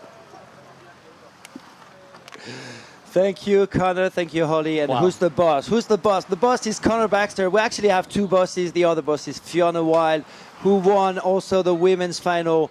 Wow, that was pretty intense. What a day. What a day to be experiencing the sport, the pinnacle of the stand-up paddle sport. It's incredible to see what the athletes are capable of, how they're able to come back, fight, put emotions, and give it everything. Hats off to Connor. Hats off to Fiona. And what a show, man. I'm thankful to be part of watching the sport at its pinnacle. Yeah, and the APP World Tour season is launched for 2023, and that was probably the best start we've ever seen. It was absolutely amazing here in Santa Pola, Alicante. Let's remind our viewers that this event is organized in collaboration with the World SUP Festival Costa Blanca, organized by Daniel Pares and Pares Watersport, a 3-day SUP event, which has become a huge international event now, which attracts, well, 300. We had 300 SUP racers over the past 3 days, a long distance yesterday, and the APP World Tour Sprints today. It's been non-stop, and I can't wait for more, really, with the APP, with, I guess, next up, that's going to be Portugal? Viana de Castelo in Portugal. And what's exciting about this in particular is a long-distance race, which is going to be an epic downwind. So I can't wait to see that for sure. I wonder what the Americans are thinking watching this. I'm thinking Candice Appleby. I'm thinking April Zilt for sure, last year's defending champion. Isel Delgado, who's also who loves to compete with the APP World Tour, was probably watching, as well as Michael Booth and Bodie Van Orman and so on. They were at the Carolina Cup for most of them. Yeah, so the next stop is going to be pretty exciting too. Yeah, onwards to the next one, but again, a huge conclusion today to see, the sport alive and well. Young faces, as Connor said, new faces, and the old guard still very much in contention. Absolutely. For myself as an athlete, I felt the itch. I got to admit it. I did feel the itch to get back on that start line. But so did I. Almost went. But we still got to go race. Remember that you and I have a showdown. Absolutely. Well, I have to catch a plane actually very soon. Try to find excuses. Well, thank you very much, everyone, for watching. You can still share that live stream as much as possible. It's just one click, one touch of a button, and you can share our love for SUP racing to the world. Let's bring in more candidates to the APP World Tour and to more SUP race events worldwide. It's a great sport. We've just seen it, and I can't wait for more SUP racing event with the APP World Tour. Thank you very much, Casper. It's been a great great fun for me to be next to you, and congratulations on your first consultant job as with the APP World Tour. Yeah, hopefully more to come. This was fun. I would love to commentate again, so maybe I'll see you guys sometime in the commentary booth. Hopefully. Thank you for watching, and see you soon at the next APP World Tour event. Yeah. Game on.